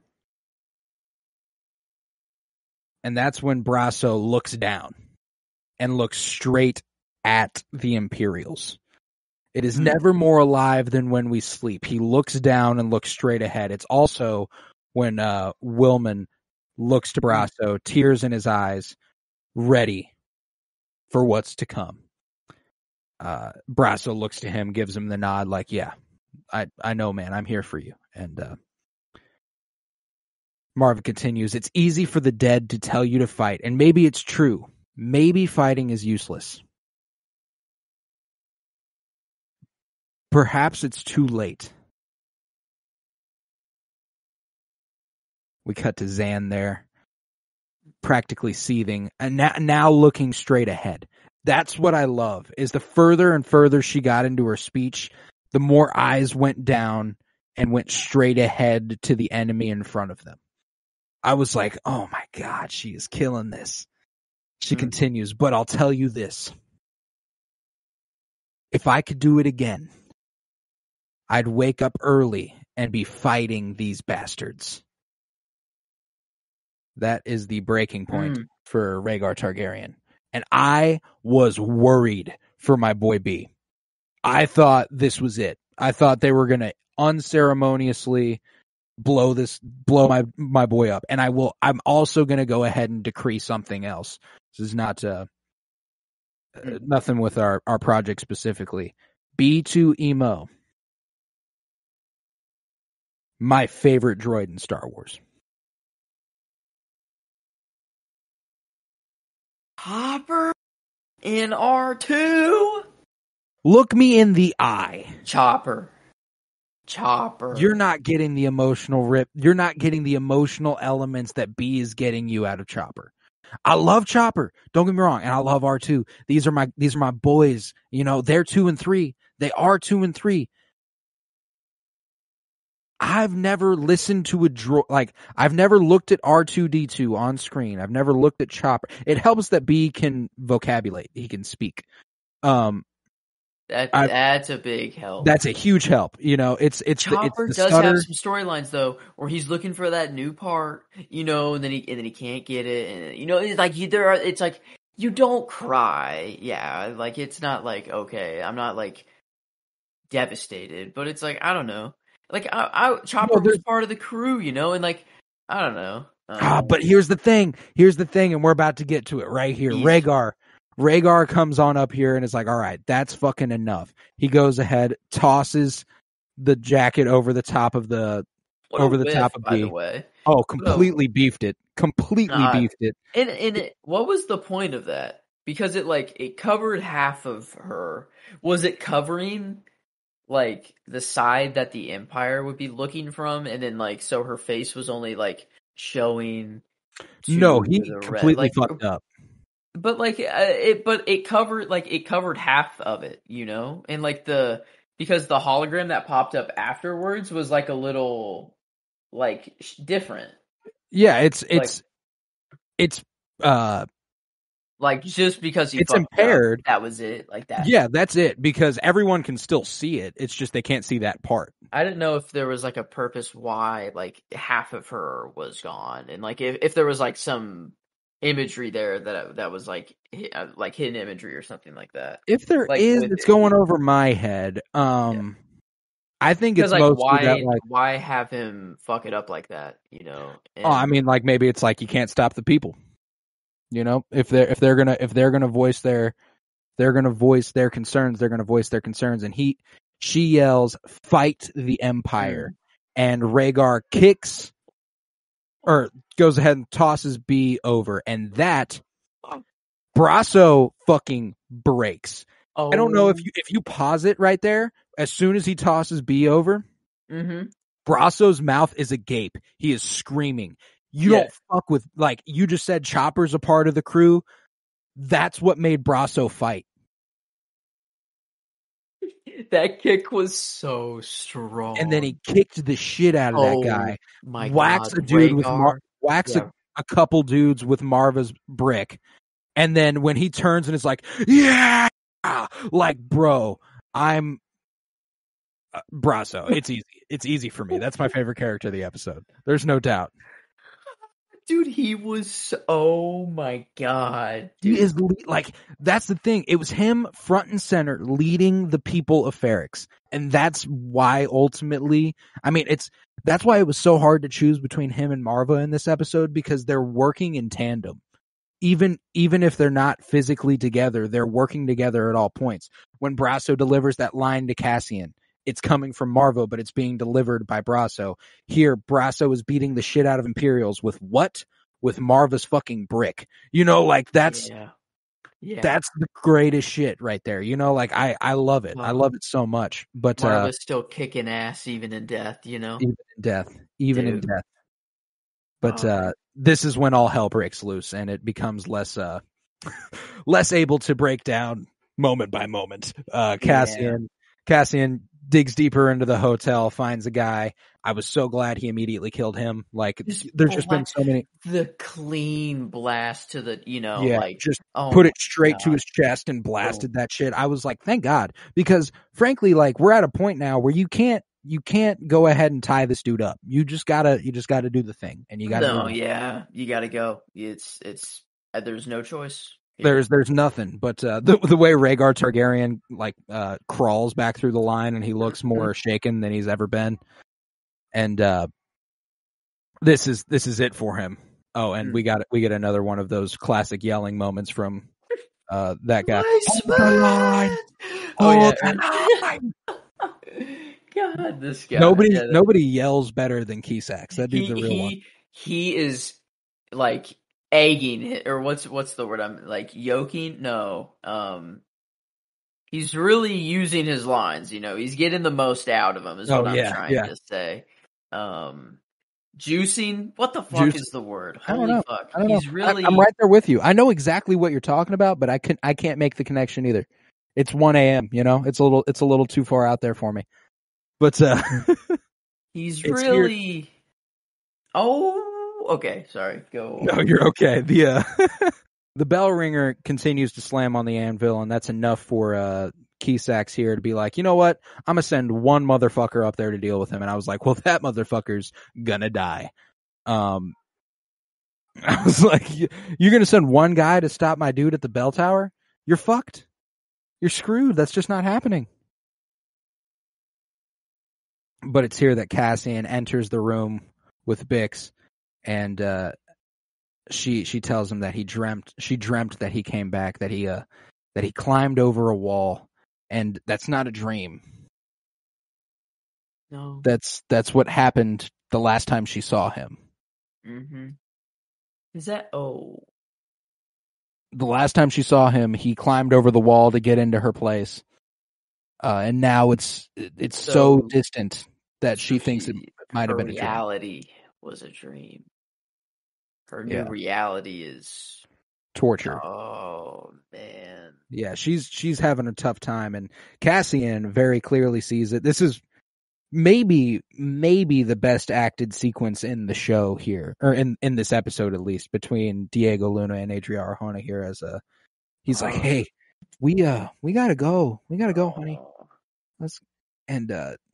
Bix throws out Marvel was here, and the way he goes, wasn't she great? I'm like, dude, there was just like the last half of this episode is like the last hour of Everything Everywhere All at Once, where I'm just fucked. Like I'm just crying the whole fucking time. I'm like, oh, I can't do it. I'm crying, and then it just goes back into utter chaos, and the music is wow. The bell ringer. So many conflicting emotions. Bell ringer, dude. The bell ringer. Every single strike is just like a oh my god, dude. And it syncs up with the music, and it's oh my god, it's so good. And the way that it's here that Keysax kind of eyes Wilman Pak a little bit. Pak's looking around like, is it time? Is now my chance? But then we cut back to Cass and Bix, and he's trying to get her out of there. She says, no, they'll get angry. I can't do that. And he's like, oh fuck, they really they got your ass, huh? And they did a number on Bix. They did indeed. And the bell rings once again. Shit continues to pop off. Cyril eyes Pak and sees that it's time for him to throw a bomb. And Narc goes ahead and is like, well, I better get out of this blast radius right quick. He bolts on the fuck out of there, which was really disappointing. I was like, man, I really wish that would have. I thought he ran towards Deidre. Well, I think he does, but it also happens to be outside of the blast radius. Like, because the way that he falls, he's like right outside of it. Like here in a moment when he and the way that all the other thermal detonators go off, yeah, like dude, he got the most out of that bomb. Oh he did. He did. And it shatters the glass, blew Nurchi back. Everything's popping off, and I was like, okay, it's a war zone now. It's a war zone now, and I love the imagery of who our heroes are. You know, as everyone is gathering, they're injured, they're hurt, walking away from the smoke, Vel sprints into it. And it's that was sick. I was like, I was like, okay, I fucking like, that's what's crazy is, you know, last night after I watched this, after every new show, I go back to the top 100 Star Wars characters list that we made, and I mess with it. Vel found her way very high. Mine would need rather some high. serious changing. Yeah, no, like it's not even close to what it was once. Like it's so fucking different than Cassian. Oh my god, whatever Cassian is on mine is so low. Oh, you were like you had him in like 90s, bro. Dude. I'm gonna spoil that. Dude's top like I'm gonna say like, I have him dude. top 10 now, which is just fucking crazy. Luthen is like probably a top. I have him top 20. He's probably top 15. Yeah, he's close. But man, the chaos that's breaking out here, everyone going after each other. Kisak's eyeing Wilman Paco, and like that's him, get him. Brasso seeing that and being like, all right, well, I got some shit to do. Rhaegar being like, fucking open fire, that's it, I'm done. You know, like, and that was when I was like, oh man, this is getting hard. You know, like it was almost getting hard to watch, but I couldn't look away. Like, there was something about it that was just too fucking cool. The fact that Brasso absolutely bodies one of these dudes and then headbutts a dude with a helmet on and knocks him the fuck out unit is the coolest fucking shit I've ever seen. Brasso was such a badass, and sadly, this is where we will see Zan meet his end here momentarily. They focused on his and they let you sit with that. Man. Well, and it's almost, I think the reason they do is because immediately after they cut to B turning his head. I think it's what B's seeing. And then they... Oh, okay. That's just what he has to look at the whole time. Because he can't move. Oh, no. My poor little dude, man. I fucking love that kid. He gets pulled out of there. He gets pulled out. And fucking Pegla. Pegla's a goddamn real one. Especially in these last, 10 minutes. Because not only, I'll hold off. But until we actually see the events. But, God, I love Pegla. But here it is that we see Corv making his way through the back alleys of Ferrix, Cinta trailing him. And he eventually takes notice and is like, Cinta, what the fuck are you doing? Who are you? Why are you following me? And she's like, oh no, I'm just a girl. I'm backing up. I'm no threat to you. And then she's like, you know what? Stabs his ass. And it's like 2:40 a.m. now when I'm watching this for the first time in my basement. I went, fuck yeah. Like I yelled in my basement for everyone to hear. I was like, thank fucking God, because things aren't looking good a second ago. You know, like they started opening fire. Zan goes down. It's looking real bad for everyone. And then Cinta does that, and I'm like, fucking finally, something good for the first time. And it's been 30 seconds, but all of it happens so fucking fast, and so much happens that it all is just so heavy. And the way she just closes the door on him, absolutely pimp. Cinta, another one who found her way very high up. But Pegla here, dragging B through and that's the thing, man. I love when the humans treat droids like people. Yeah. B was worth saving. You know, that wasn't somebody we were going to leave behind. And I fucking love that. And it's fucking Pegla. It's not like it was Brasso who went back and saved him. It's Pegla who's like, you know what? Yep. Let me grab him and pull him on out of here. He needs to make it out. And I absolutely love it. And it's slowing him down. It's obviously slowing him down. People are running past him. Like, God, I love that shit. That's and a then, real one. A real one. Pegla, man. God dang. I love when the side characters are just fucking real. But Okay. Cass- What was Luthen's? Luthen's hair was always blonde, right? I don't know why this looks so strange to me. Maybe it's just popping because of his black. well, he's also like dusty as fuck, so there's probably something going on there. Okay, yeah, maybe. I don't know. It's I all don't know why slitted up. it looks just way, like way brighter than usual. Yeah, I don't know. He's also like tan in this episode. Like he's like weirdly tan. I don't know what that is. Maybe it's but, all the. Where was he before? Maybe it's like Milo. the shot that. Yeah, and it's confirmed that when he was on his ship and fucking shit up, that was right. Well, because a couple episodes ago, whenever he went to go see Saw for the first time, he went, "Find me coordinates to Seagra Milo," and then those Imperials were like, "We are the Imperials of the Seagra Milo sector," so like he's still there. Yeah, I was like, it was good to. I went back and looked for that because I remember commenting on it while we were on the podcast. Like, I was like, "Oh, where the fuck is that?" And then like I was like, "Oh wow, that ended up being very useful for information." But yeah, Seagra Milo. I will say this next thing that Cassian does is some of the coolest shit I've ever seen in my life. He does like the equivalent of like a diving catch in baseball, but he shoots a guy. Yeah, like dude, Cassian is just actually he's like he's naturally gifted in the art of everything. killing. Like almost everything. He's smooth with the ladies. Yep, he can kill anyone. He can escape anything. He can steal anything. A G. I mean, I don't know. I have yet to see a thing that he can't do. But a bitch can't get a dollar out of me. Yeah, Cassian's a PIMP, a motherfucking pimp. But it's here that Deidre gets conked on the head with a rock and makes the funniest face on her way down. Super fucking funny. Yes. I can't tell. Like, here's the thing. From a storytelling perspective, I don't want Deidre to die necessarily. Like her story arc has a lot of fruit to bear, and it's already come so far that's like, from a television viewer perspective, it would be very cool to see her character expanded upon.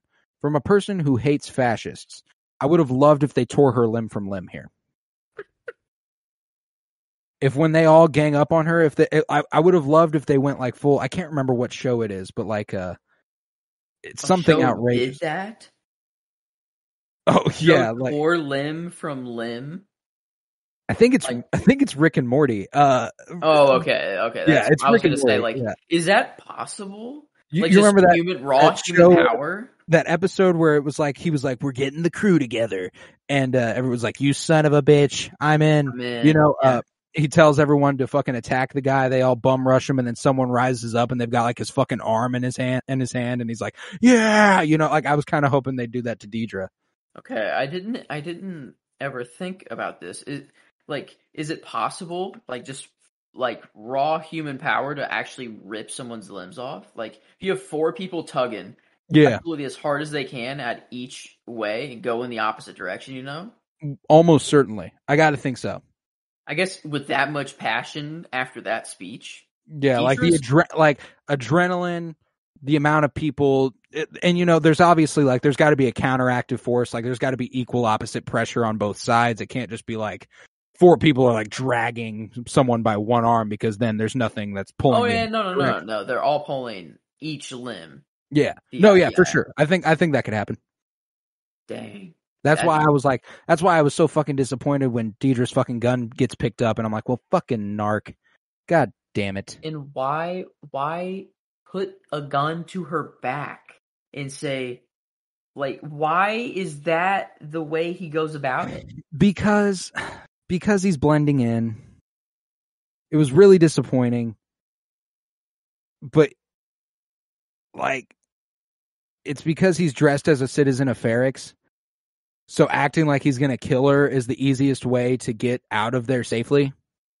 Okay, that's fair, actually. He's not just like, you're coming with me, you know, like, yeah no. It was from a place of tactical strategy. Like, he did strategically do the right thing there, which was annoying as fuck. But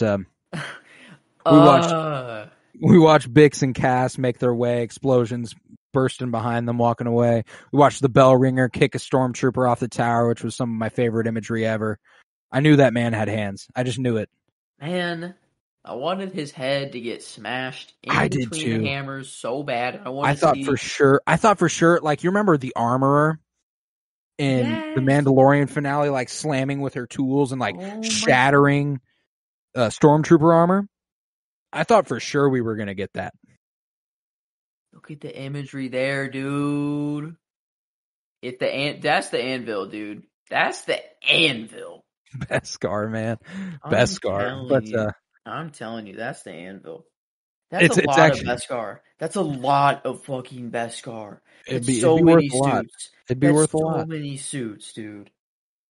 It would be plenty. I don't know. It would be plenty. But it's here that Narc goes ahead and takes Deidre on into a room, and they have this odd moment where Deidre's ready to kill this motherfucker, and then she's like, wait a fucking minute. How is it you? How are you here? I am so fucking glad they didn't kiss here. Oh, and I'm also reminded there was a kiss in this show. It was Bix and Tim. In the second episode, they allude to them fucking.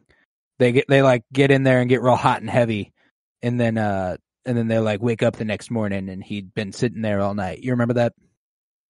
Yeah, that's true. Yeah. Okay, fair enough. There have been kisses. Fucking Tim got the kissies.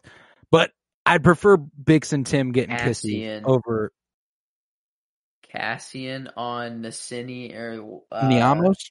I don't think he kissed that. I don't think we saw him kiss that woman on screen. I guess heavily implied that they sexed. They did sex. So probably heavily implied. Yeah. I guess I don't know. Maybe he's not a kissing kind of guy. Who knows? We don't know what Cassian's like. Nah, Cassian's a giver. He's kissing. Okay, he's fair kissing. enough. He fights for the rebellion. Man eats puss, but Deidre in this scene is like shaking from the trauma she just endured, and Cyril can't look, like he's like looking at her lips like, yeah, like we're gonna kiss right now, aren't we? And she's like, I guess I should say thank you. And he's like, you don't have to. I'm like, you don't have to. They're just doing too much tension here for it to not be a thing. The lingering on them face to face here, dude, like it's so disappointing. I hate that. It made me want to vomit. That is like, that's Han's gun. Han's gun is a standard issue weapon, just with a scope mounted on the side. Actually, that's like the only reason I know that is because I printed it twice now, so I just know this thing, and like that's the exact muzzle. Han just doesn't have the scope on the side. Han did desert from the Imperial Army. Well, then there you go. I guess he just kind of he just put a scope on the side, even though he doesn't use the scope whatsoever. He still just points it like a normal pistol. And he has terrible form. He's got some of the worst shooting form I've ever seen in my life. The way he sticks his ass out and like squats when he shoots, like it's outstanding though. I love it. I love the imagery every time. And sometimes just kind of fires in the complete opposite direction. And fuck it, because he's force sensitive. It's true. The force is with him. The force is with him. It follows him. But I'm getting a good look at Luthen here, and yeah, you're right. His hair is blonde. I know. There's a relatively good chance that these are reshoots. Some of this, and that's why he's more tan. Was it blonde before? I'm just like, I don't know why. I just don't It's think been it's blonde, but it blonde. hasn't been that bleach blonde. Like it's different. But after we see him there, Cinta and Vel are clearing out Cinta's place. Closet empty. You want me to bring this? Yep, everything goes. Oh shit, you're bleeding. Vel says to Cinta, I'm fine. It's nothing. In fact, it's not even mine. And I'm Mm. I'm having trouble gauging Vel's perspective of Cinta, like evolving a little bit. Like You mean like Vel being okay with it, or she doesn't like she I know she's okay with I it because it's in the I don't name know. of the I rebellion. kind of see it going like the other way. Yeah, like I Like feel like she's she's getting fed up with it. She's like, I don't know. Like like I don't I almost feel like she doesn't like the person she's becoming. And she's I like, yeah, she's like, really? Like we can't even show any affection at all, you know? Like she's like, this is a little ridiculous. Like we can do both, you know? I think it's like her is at yeah, least there's a middle ground. There's a middle ground. That's the thing is that like I think Cinta is very very tunnel visioned, very singular focused. She's like, I got an idea. This is what we're going to do. And Vel's like, yeah, and I fully agree. We should do that. But goddamn, wouldn't hurt you to hug me. yeah. Take a breath, you know? Yeah, for Like real. I don't know, that's cuz Vel was really standing there just like, you know, just very like I don't know how to like limp, you know, I guess is the best way to explain, just kind of like fed up, you Yeah. know, just very like tired looking. Right, right. So I don't know. I don't think it's like they're splitting up. I don't think it's like No, no, no, that, no, no, you no. know, not even But that, like not that they're far. gonna But see some rocky relationship stuff yeah. before it gets better. I think for sure. Mm. But next up we're in the shipyard of Pegla's and they're trying to get the ship off the ground. Brasso, Jezzy. Want more Jezzy. Need more Jezzy. I like Jezzy. She's cool. I fucks with this woman. She seems like a badass. But this is where I again am like, Pegla is fucking real. When there is someone approaching, the dogs bark, Brasso climbs up into the ship, Jezzy's got the gun, Pegla just walks right out there. Nothing in hand, is just like, I'm ready to Wow. face whoever is here. You know, like I'm like, that's my fucking man right there. I love me some Pegla. He does. He's He's just ready. looking and he just goes, And then it's wow. B, the first one.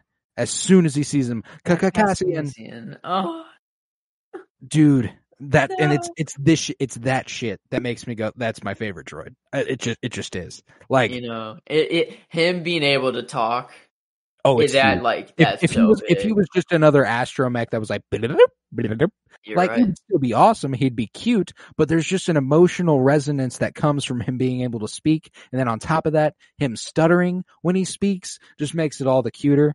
And, I love that the whole time Cassian's mission was get Bix safe. Mm. Get Oh. her out of here, get her safe. And, he immediately hands her off to Brasso.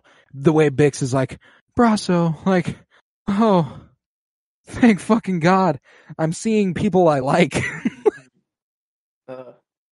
Man, this is all just so sad. Like, And I love the crew that makes it out though. mm, Brasso, Bix, Jezzy, and Willman. that's a crew. That's a crew right there.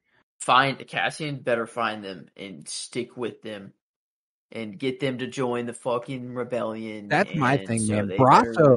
Brasso seems like fought in the Battle of Endor type shit. You know what I'm saying? Like that's the vibes Brasso's giving me, is that he's gonna He make it the fuck fought in out the of here. Battle of Ferrix, dude. Yeah. Okay. So he's soldier number one, kinda. Was the first one to kick an Imperial in the Rix Road riot. That's kind of huge. He is the first soldier. I mean, Because, for this well, in revolution, Aldani, maybe. Aldani had pretty massive things going on, but Besides Aldani, he's the first. yeah, on Ferrix for sure. But Cassian instructs Jezzy here on what to go. Straight home, full pump, hand throttle, no comms. You get over the water and then you fucking climb. Stay fucking low until then. All in. You understand? And it's here that B is like, you're not coming? Well, again, he has to say that. Not today, B. I never got to see you. Bro, man. You're right. Like, okay, you're right. Dude, I was just like, no, bro, because this kid is like, and I keep referring to him as a kid. He's not a kid. This is a droid who's like several years old. He's basically a fucking puppy dog. If it could talk. Yeah. If it could talk, he's a puppy.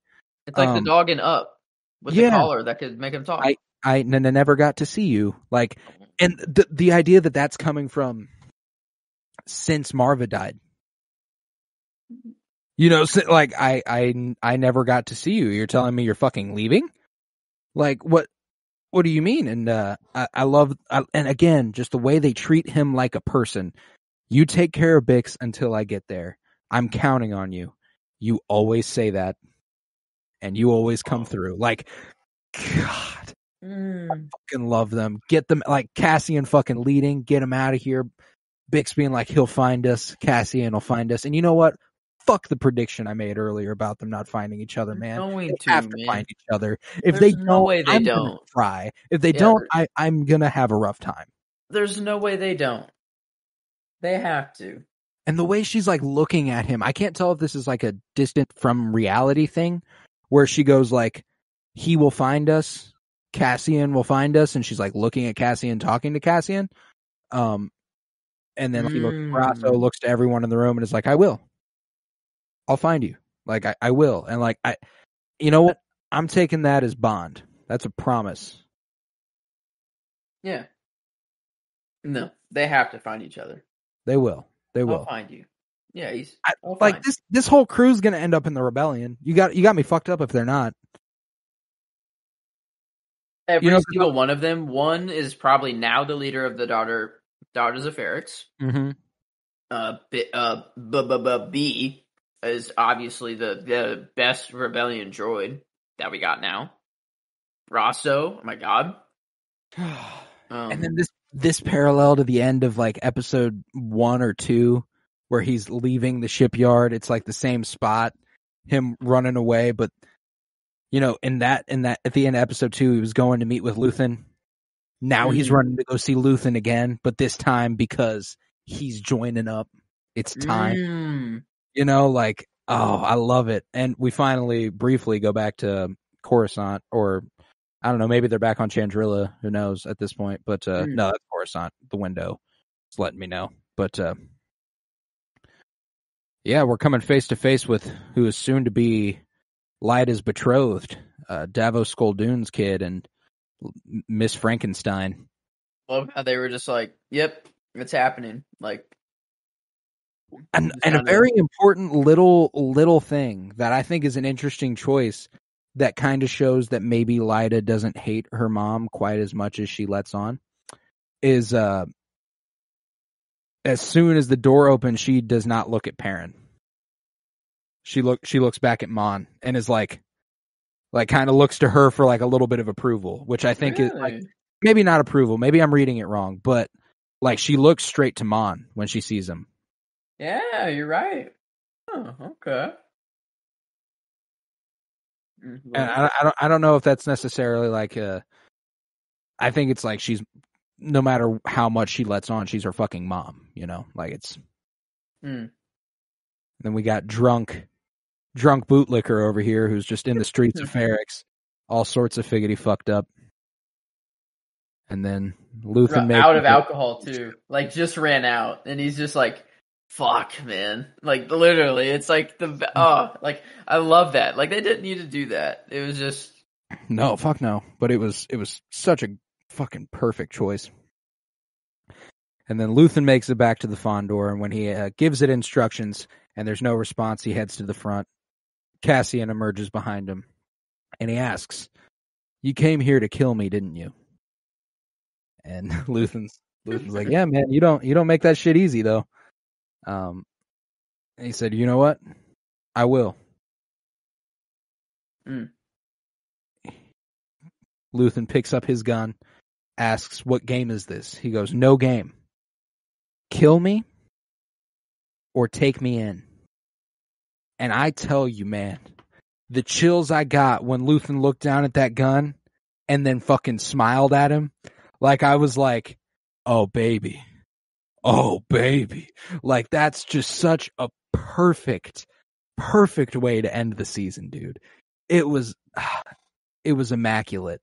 And the fact that we end it on Cassian, who the look he has on his face is interesting. The way Diego Luna plays it. Yeah. I It's like kind a of wanted to talk combination. about it. It's a combination of like resolve, relief, and maybe that's it. Maybe it's just resolve and relief. Like he's like, I know what I need to do now. Thank God you didn't just fucking kill me. You know? I don't know, because like it was weird. Whenever he said "kill me" at first, he took a long pause, and he like is tearing up. Like I don't know. It was like. And that's another Like, thing that made me just no. go, Diego Luna is so easily the best performance of this entire Yeah. show and this episode. Is Yeah. that man, the way that he can emote with his eyes is fucking crazy. I feel everything he feels when he's acting. They gave the perfect like shot for if someone wants to replicate Cassian's gun. Like Luthen literally just shows one side, rotates it, shows the other side in perfect detail. Like, oh, that's like beautiful for like, oh, I don't know. It's just so they do a lot, like a lot of that. Like, yeah, they do like all the cool weapons that Luthen has. They will do like I can't they remember. hold it in a way where it shows most of it, like all the time, which is just really cool. I don't know, like. I wanted to comment on the fact that I do fucking love Cassian's blaster. I can't remember if it was earlier this episode or an episode I was watching last night. There's a shot where he points a gun and is ready to shoot it, and points his gun and is ready to shoot it, and his fucking barrel like rotates. Yeah, I don't know what the purpose of that is, but it's sick. Yo, fucking awesome! I saw it. I saw it for the first time. And I can't remember what episode it was because I watched like the back half of this show last night in anticipation of the finale. I watched like 7 through 12 last night. And I just remember seeing it for the first time and being like, oh, that was fucking awesome. I wonder if it's like just a fast reload. You know, like it's just, you got one needs to cool down, so you just put the other one in while it cools down. Pop, pop, pop, pop, pop, pop, pop, switch it out. Pop, pop, pop, pop. I mean, I don't know. That gun is sick. Maybe. So fucking cool. But speaking of weapons and their mechanisms, this episode has a post-credit scene. And it was exactly the scene I told you we would get if we saw what they do with it.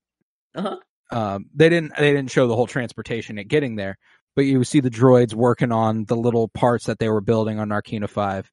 We see them implementing them, placing them. Then we zoom out, and the fact that it's not just part of the Death Star, but it is literally the weapon mechanism, the laser that they are building. And they made it known that it is the last part, the final piece separate from the rest of it. It is the only it is only the weapon. Like, oh God, and the way the shot so perfectly. Is that above Narkina 5? Or like, ooh, good is question. That like, I don't what know was that planet down there? It looked kind of watery. Maybe it's Scarif. No. Why can't I rewind? That's the thing too. What's interesting is that like according to like Catalyst, a Rogue One novel about them building it, it was built above Geonosis. Yeah, that's what I thought. Like this looks like it is the final. It is complete. Yeah, like it can probably traverse anywhere it wants. Oh, you know what? Maybe they are right above Narkina 5, just so they can fly those parts right up. Yeah, because I mean, it's done. Like, it's done. Yeah. It is operational. Or like, it is about to... they're about to test. you know, Here in about they're 5 years, about yeah. they're about to unveil soon. Like it's time for it to start moving around the And galaxy. the way that, well, and I think it can already move. Yeah. I just can't shoot. Dude, that's how they did it. They just kept moving it from location to location, flying the parts directly up, and just flying the construction site to the factory instead of bringing the factory materials to the construction site. It's smart. It's smart. You know, you gotta give them props. I mean, like, not the Empire. I'm not saying that, but like the story, The like the engineering. people that like they got to come up with that, like to write the story of it. That's Right, like yeah. that's impressive. No, That shit's, it is impressive. And if the we were fact to that ever do it, you know, that shot of the Death Star perfectly mirroring the opening credits of the moon turning into the Rebel sigil. Like, opening and closing, dude. It's like this show. it's perfect. So what we're going to do, let's play some favorites. Let's start with favorites of This the episode? Okay. and then of the season. Favorite Okay. character, favorite performance, favorite scene, favorite line. So favorite, let's start with favorite character. For me this week, I'm going Brasso. He absolutely obliterated this weekend. You know, I like to spread the love around. I hadn't given Brasso the nod yet. It's only fitting, you know. If we're being real, it's probably Cassian. The journey he sees over the course of this episode is fucking fantastic, but I like spreading the love a little bit. And Cassian's going to get some love here in a second. Like a lot of it. But yeah, man, Brasso was just such a great fucking character this week. I absolutely loved him. So I went with him for my favorite character. What about you? I'm trying to decide if I want to go. Character and performance is going to be the combination of Cassian and Marva. But I don't know which one I want where. Because both performances were really good. Like Marva's speech would obviously be like what would be getting her the nod. And then Cassian's just like really emotional. Like whenever he's like talking to Brasso for the first time. And like that scene you know, is fucking brilliant. I think that has to be it. I think Diego Luna has to get the performance nod, and then Marva has to get the character nod. I'm with you. I'm with you. Now, I also am giving Diego Luna the performance nod for this episode. So yeah, I really can't go to anyone else. And the scene is just I feel kind of given. Yeah, it's too obviously it's too obviously the Rix Road riot. And the quote I was kind of having trouble going back and forth on. But I do think I'm going to settle on Nemec's part of Nemec's manifesto. I mean, I don't know if it's fair to quote the whole thing and do the whole monologue. But you know, the parts of it that I really liked were like alone, unsure, dwarfed by the scale of the enemy. Freedom is a pure idea. You know, it occurs spontaneously and without instruction. Random acts of insurrection are occurring constantly throughout the galaxy. Like, there are whole armies, battalions that have no idea that they've already enlisted in the cause. Remember and just that the tell me they're frontier, just it's just God. not, it's prophesizing the shit that's about to happen. Like it's too fucking good. I think I'll go with like that. I think I'll just go with like kind of the whole thing. I think that's kind of because it is one continuous quote, I guess technically. Yeah, I'll give it to you. I'll sum it up in the one single thing: break the siege. Remember this. Try, because it is really cool to have the opposite. So do or do not. There is no try. Well, fuck that," said Nemec. Remember this. Try, Yoda. What do you know? You know. Yeah, what do you know? You know, but my line, it's like 3 lines, so you know we're breaking the rules a little bit here today. But fuck it. I'm going with he knows all he needs to know and feels all he needs to feel. When those two things come together, he will be an unstoppable force for good. And I love him more, and tell him I love him more than anything he could do wrong. That's yeah, and it's Marva through Brasso, dude. Like, oh man, that's Like that might be my favorite line of the show. I don't know. I think I already decided mine overall of the show, and it's Kino Loy and Cassian. Oh, I'd rather die trying to take them down rather than die giving them what they want. It kind of sums up everything. it Nemec's does. whole point of view, sort of. Well, I guess no, not really. It's not like Nemec wasn't assumed dead. So not really there. But I don't know. It was just I love that part of the episode and that like the line delivery like was everything. So that would be why. But I don't know. I think I do have to stick with that for my line for overall. And that's damn tempting. It is. And you know what? I like spreading the love. Mm-hmm. So since you went with that, I'm gonna stick with the Marva quote from by way of Brasso. Just in this last episode, it's emotionally gripping. It gives us a nice insight into how Cassian treats Jyn later on, I think. In Rogue One. Like whenever he looks at her on the beach and is like, your dad would be proud of you. You know, like it's just because he knows even beyond the grave, his mom was proud of him, and he admires Jyn in a way that he doesn't admire himself, I don't think, at that point. So it's just a really great, just a fucking fantastic show, man. Just yeah, I think it's like without a doubt, like it's impossible to give the character and performance to anyone other than Cassian and Diego Luna. yeah, For the it's show just so overall. incredibly easy. No, because here's the thing. I remember when we did that top 100 Star Wars characters. I can't remember where Cassian was on mine, but it was like 50 something or like 40 something. This man jumped to top 10.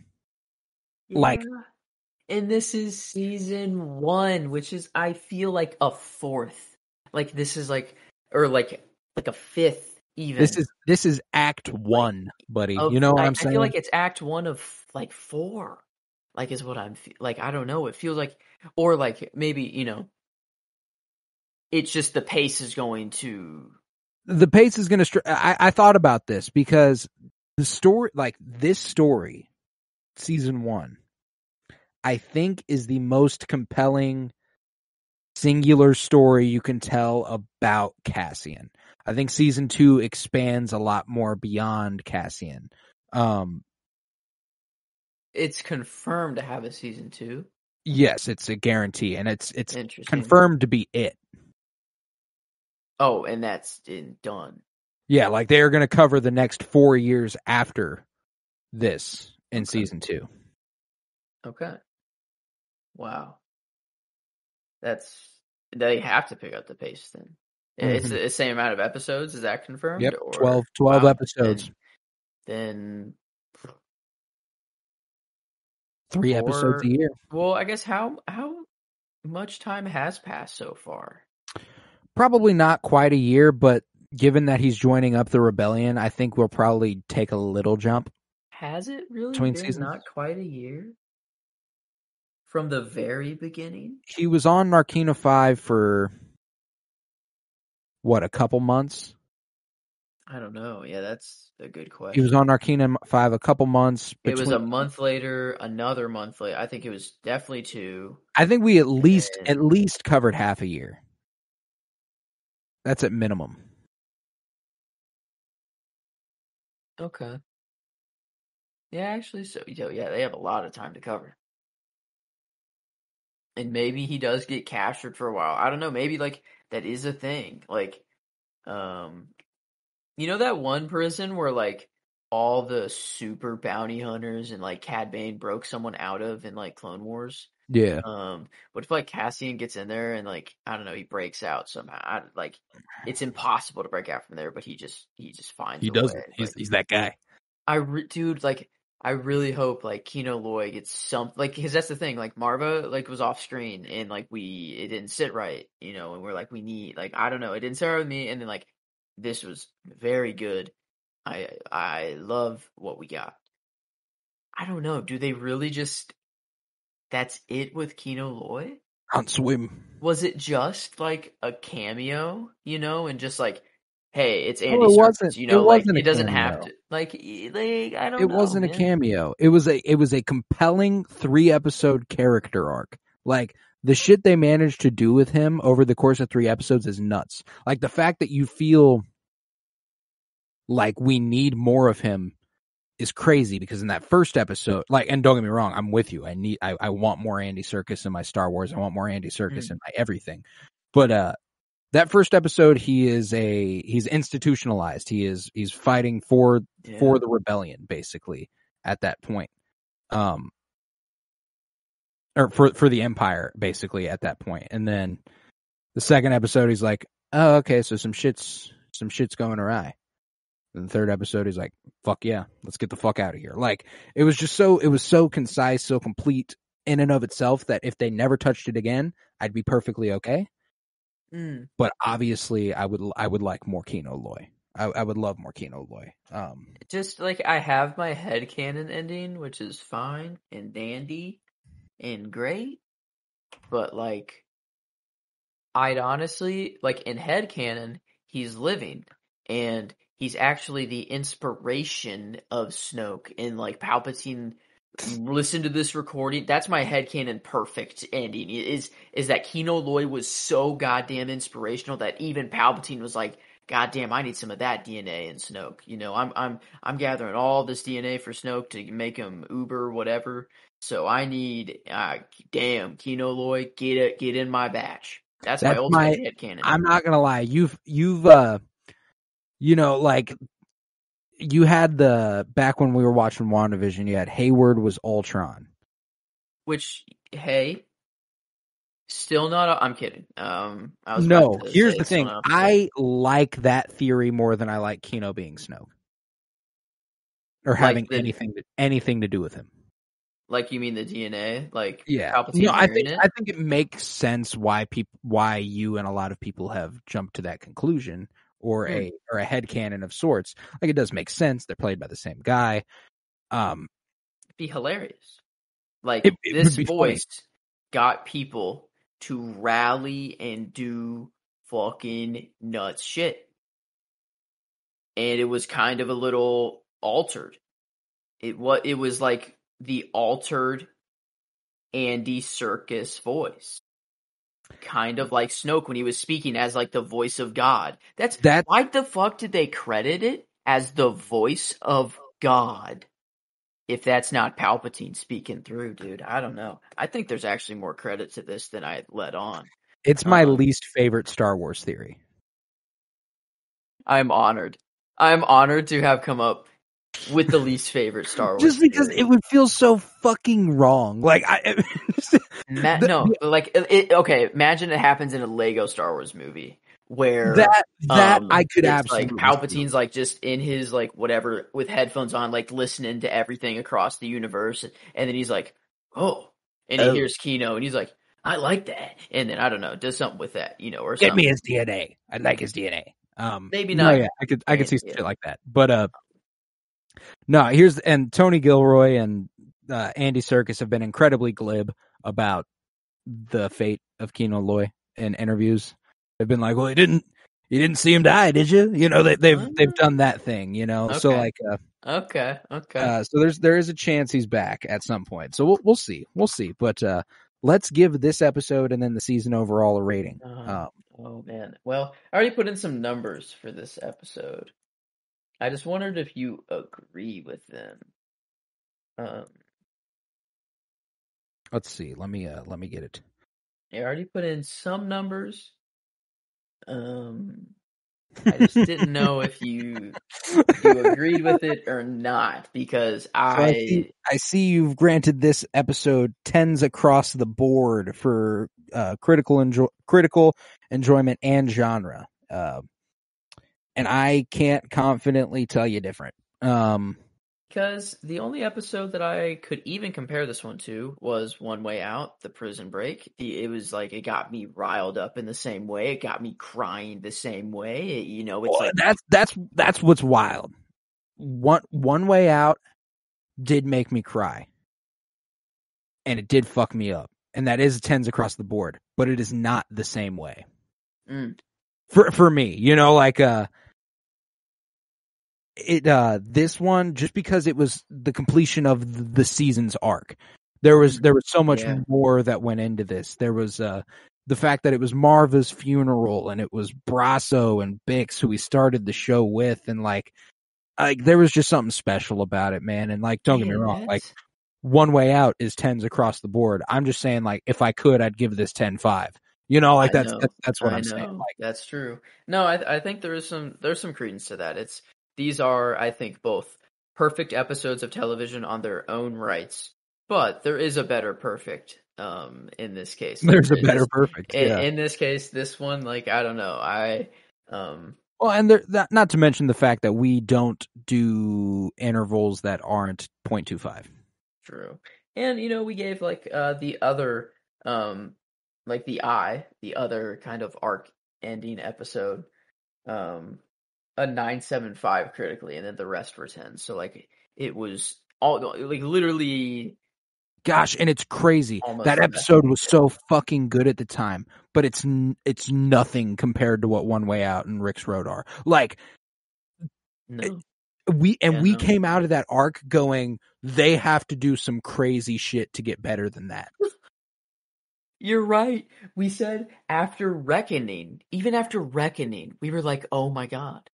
This arc ending episode, they're gonna have to do something even crazier. And then we're like, oh fuck, okay, how the hell are they gonna top? How are they gonna top that? And then they did it twice.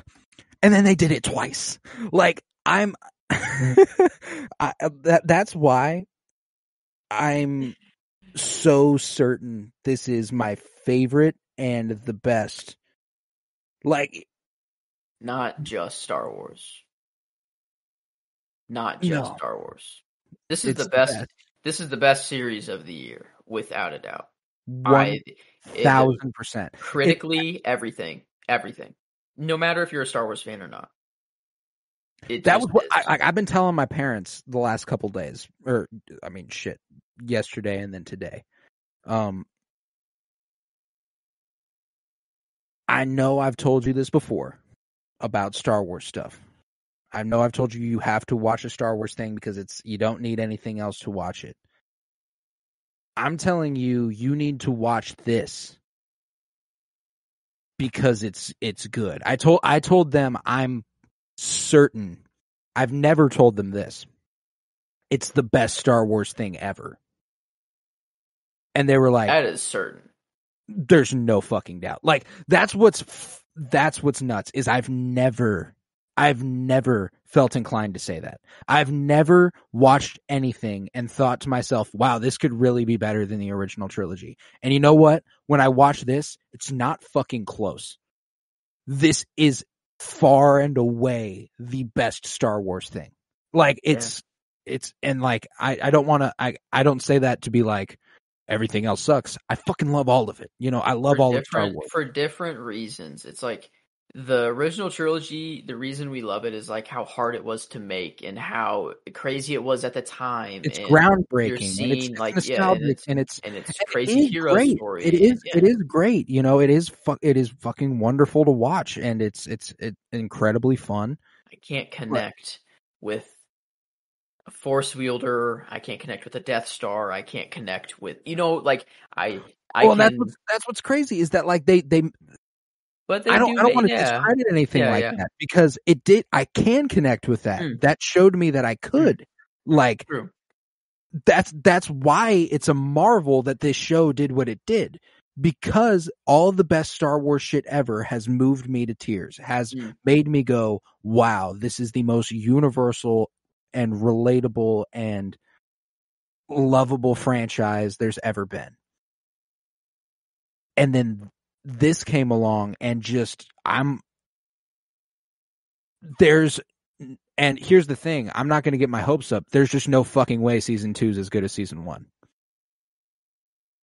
there's not a chance in hell. You know, like I just What we don't said think- about all of this, the arc ending. You know, Yeah, right. Like that's my thing though. Is that like if they I don't want to be too confident. Yeah, I don't want to be too confident. Well, because here's the thing, they'd have to like for it to like not be the greatest Star Wars thing ever. They'd have to fumble the fucking bag. If they just like, if they even just do good, it's the greatest Star Wars thing ever in season 2. You know what I'm saying? Like if it's just like, yeah, that was solid. It's the greatest Star Wars thing ever. It has to be bad for it to go downhill. You know? Because we're gonna be getting Luthen full blown, Cassian full blown, Or Foles in Zenta. Bail Organa. Like, oh my god, Mon is going full blown now. Everyone's ready. It's rebellion time, baby. God damn, what a fucking show. So how does the Death Star really lay dormant for 4, 5, like 4? How? It just takes a while to build, man. No, but like but in that post credit scene, that's not 4 years left. That's like weeks left. You think so? Maybe. I don't know. Dude, my thing is that like they have to slot in the weapon, and it's just they're building like the last dish of it. Like I don't know. I think there's done. more. I think there's more than meets the eye there. Like I think it's going to take them a little bit longer. I think the other thing is I mean, look at everything but the weapon. Like it's full. Like everything else is. You also got to think about how they managed to power the weapon. That was the biggest problem with the Death Star, was figuring out how to ionize kyber crystals to the point where they can do that. But they're already traveling with it though, probably. And if they're traveling with it, then it's already, and it's lit. The city, it's being like, it is like a city. It's a planet. It's a whole civilization. The kyber doesn't power the Death Star. It powers the weapon. Oh. It is just the weapon. It doesn't power the station. So there's, okay. That's right. So that's what the testing was for, not to test. No, they knew it would be able to blow up. The Death Star they will probably be able to fly the Death Star around very soon. They will not be able to blow shit up for a while. Okay. So like, how do people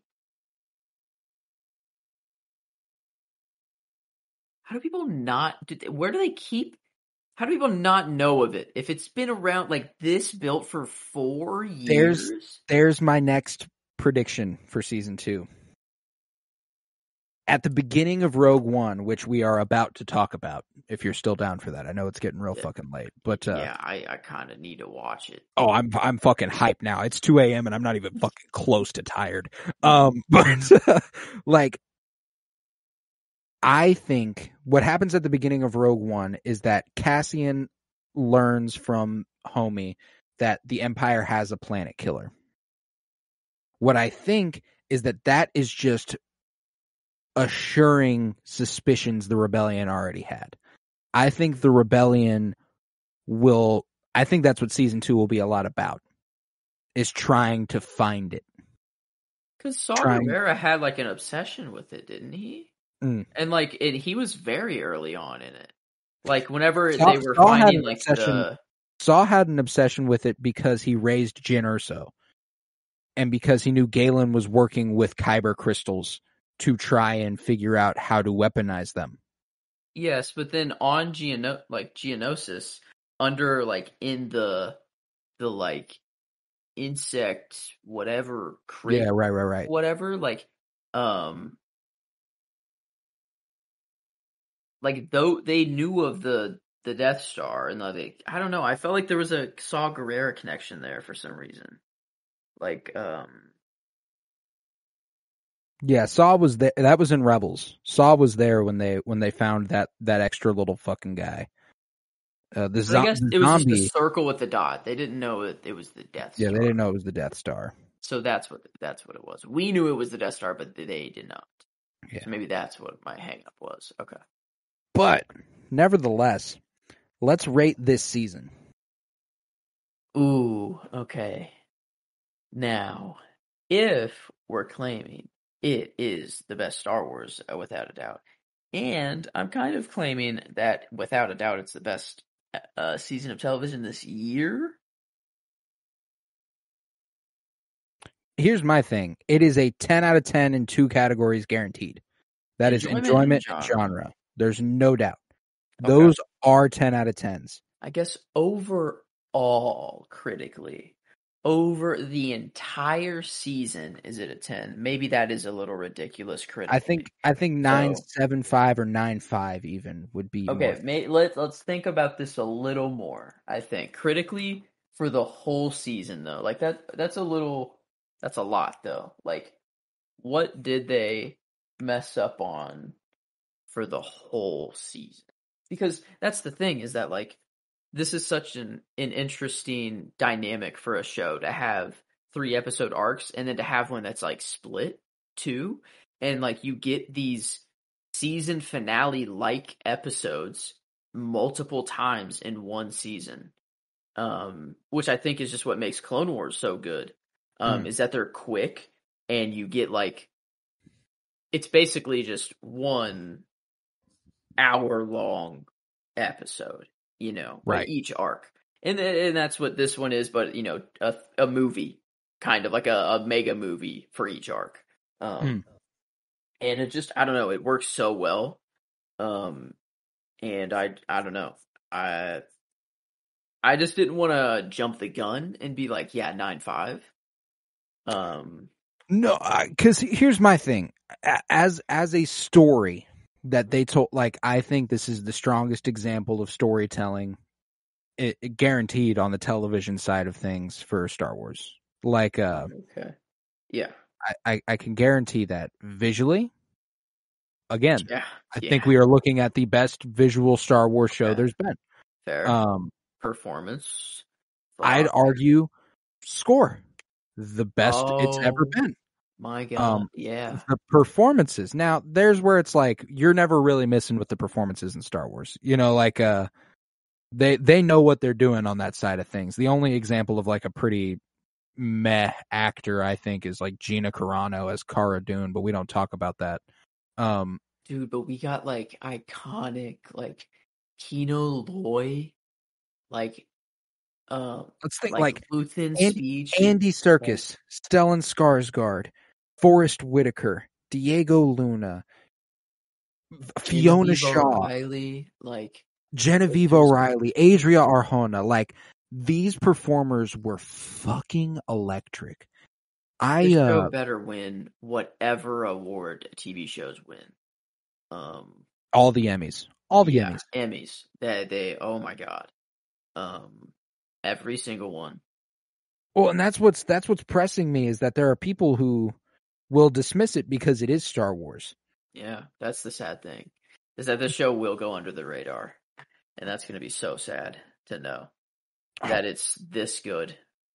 And that it's going to be another like Clone Wars and Rebels. I straight up can't believe it.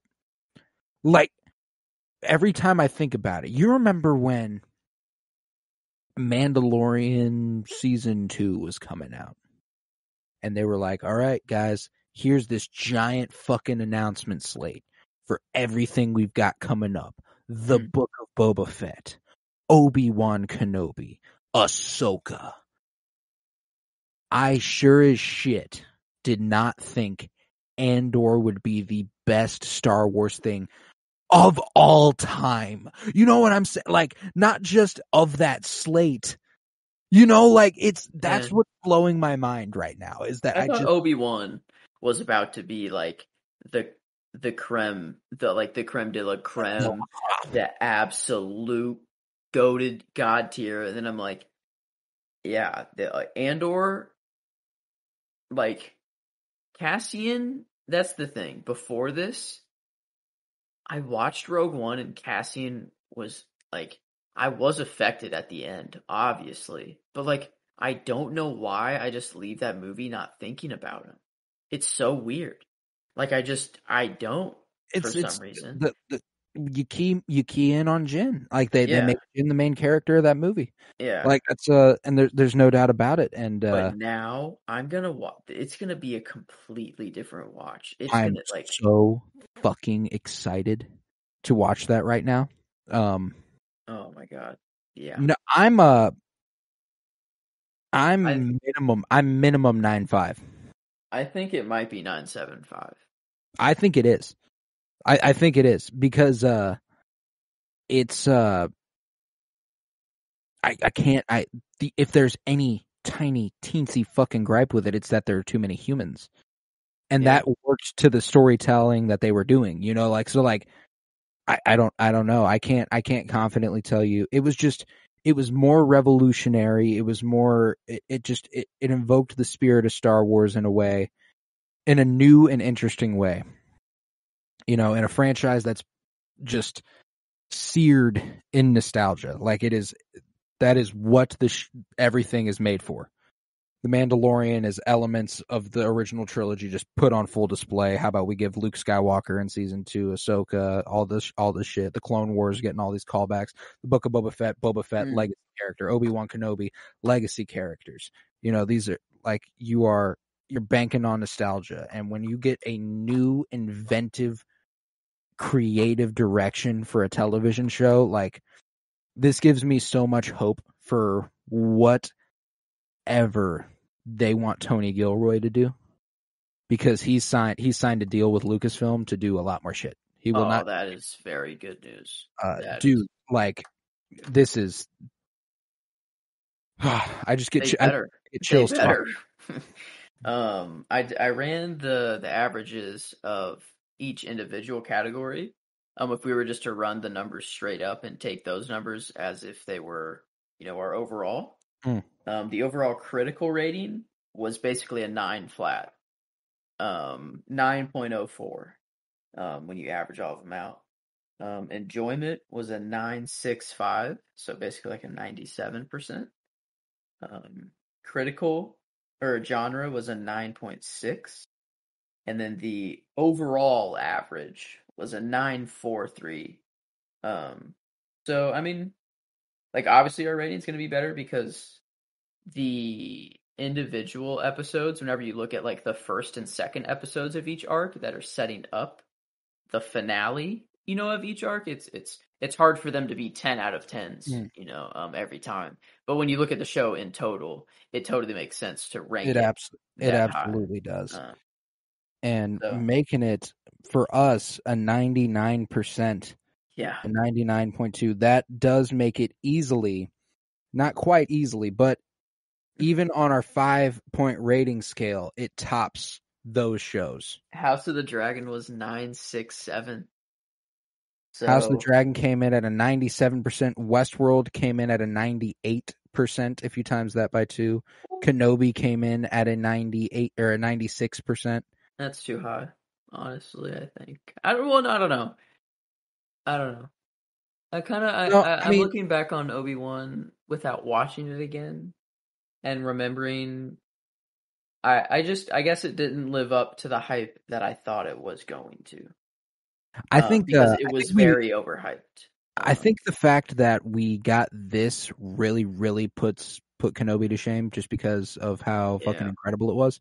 But I fucking loved watching Obi-Wan Kenobi. Yeah, Little Leia was fucking awesome. Little Leia was awesome. I mean, Vader versus Obi-Wan there at the end was epic. Reva was a fantastic character introduction. Like the elements with like Tala and Roken and like the path was super fucking like the Fortress Inquisitorius, you know, like there was a lot of really cool shit about that show. Like it's Fortress Inquisitorius. Oh god, I can't believe they named it that. Fucking Harry Potter ass shit. Man. Fucking Professor Snape out here saying that shit. But with that, I think we conclude the Andor after party with the show overall coming to a 99% on our good old Penny Bloom rating. And thusly, we conclude Star Wars television coverage at large as far as singular shows are concerned. You know, we've done the Mandalorian rewatch, we've done the Bad Batch bitches, the Sarlacc Soundwave, the Council of Kenobi, and now the Andor After Party has concluded. We are going to move on to. We are still going to cover Star Wars television. We're not going to stop covering Star Wars television. We love Star Wars, but it is now going to be under a larger Star Wars umbrella show, Rebellion's Bloom. Let's go. Let's get it, and it's starting today. If you're listening to this, I know you're fucking ready for a Rogue One rewatch. What I'm going to tell you is to go over to that Rogue One live commentary. Go ahead, cue that shit up with us, watch along as we revel in the greatness that is that film, and we view it in a whole new context after this season of television, and I'm so fucking excited for that. Rebellion's Bloom begins today, and whenever the Bad Batch comes around, it'll be under the Rebellion's Bloom umbrella. The Mandalorian season 3 under that umbrella, you know. All of it'll be under there from now on. So fitting that Andor was the one to end it, you know, actually. It's rightful. It's right. Very fitting. Yeah, I mean we covered 2 seasons. Like we need to the amount of television we've covered is crazy. Like Game of Thrones, 2 seasons of The Mandalorian. Or not Game of Thrones, but House of the Dragon. I mean, we're covering Game of Thrones right now too. Yeah, fuck. True. Mandalorian, Book of Boba, Loki, WandaVision. We did Falcon Winter Soldier, dude. Yes, we did. We did Falcon and the Winter Soldier weekly. We did Loki weekly. Yeah. Moon Knight weekly. Shulky show for a little bit. For briefly. Very briefly. Very brief. Couple Patreons. Miss Marvel had a Patreon. Yes, it did. Had a halftime heat check. Hawkeye got a coverage, but not a episode by episode. But nevertheless, it is the end of an era for us as far as coming up with new exciting show names for every single new Star Wars project and stuff, and that I will miss. But now it's time for bigger and better things, and that bigger and better thing is Rebellion's Bloom. So I'm excited for you all to keep up with us on our Star Wars coverage there. I mean, it'll still be on this podcast. It'll be under the Penny Bloom podcast page. It'll just be, you know, the way this is titled, the Andor After Party. We mostly do it just for our sake. It's more fun that way. But with that, I do believe we conclude this. If you would, head to patreon.com/CoroBloom, where you'll find over 50 hours of exclusive content. All that money goes back into making sure I can put this podcast on because it costs me money, and I don't make any off of it unless it's over there. I let that shit build up over months. About to cash that out. Be nice. It'll be nice. Didn't know it worked like that. Yeah, you can set it up to cash out regularly, or you can let it build and build and build and cash out. So it'll be a nice little payday when that comes around. But I mean, it's patreon.com/CoroBloom. Tons of great content over there. Tons of comic book reviews, all sorts of shit. But if you would, head to Twitter, follow @PennyBloomPod, follow on Instagram @PennyBloomPodcast, follow on Hive @PennyBloomPod. Bunch of Star Wars content over there. Basically, all of Star Wars Twitter has migrated to Hive. Basically, what's keeping that app alive right now. If you would, head to Tumblr, follow @PennyBloomPod. Leave a 5-star rate and review if you're fucking with me and Joe. The 52-year journey through film continues tomorrow. It's going to be very, very exciting. We're covering Get Out.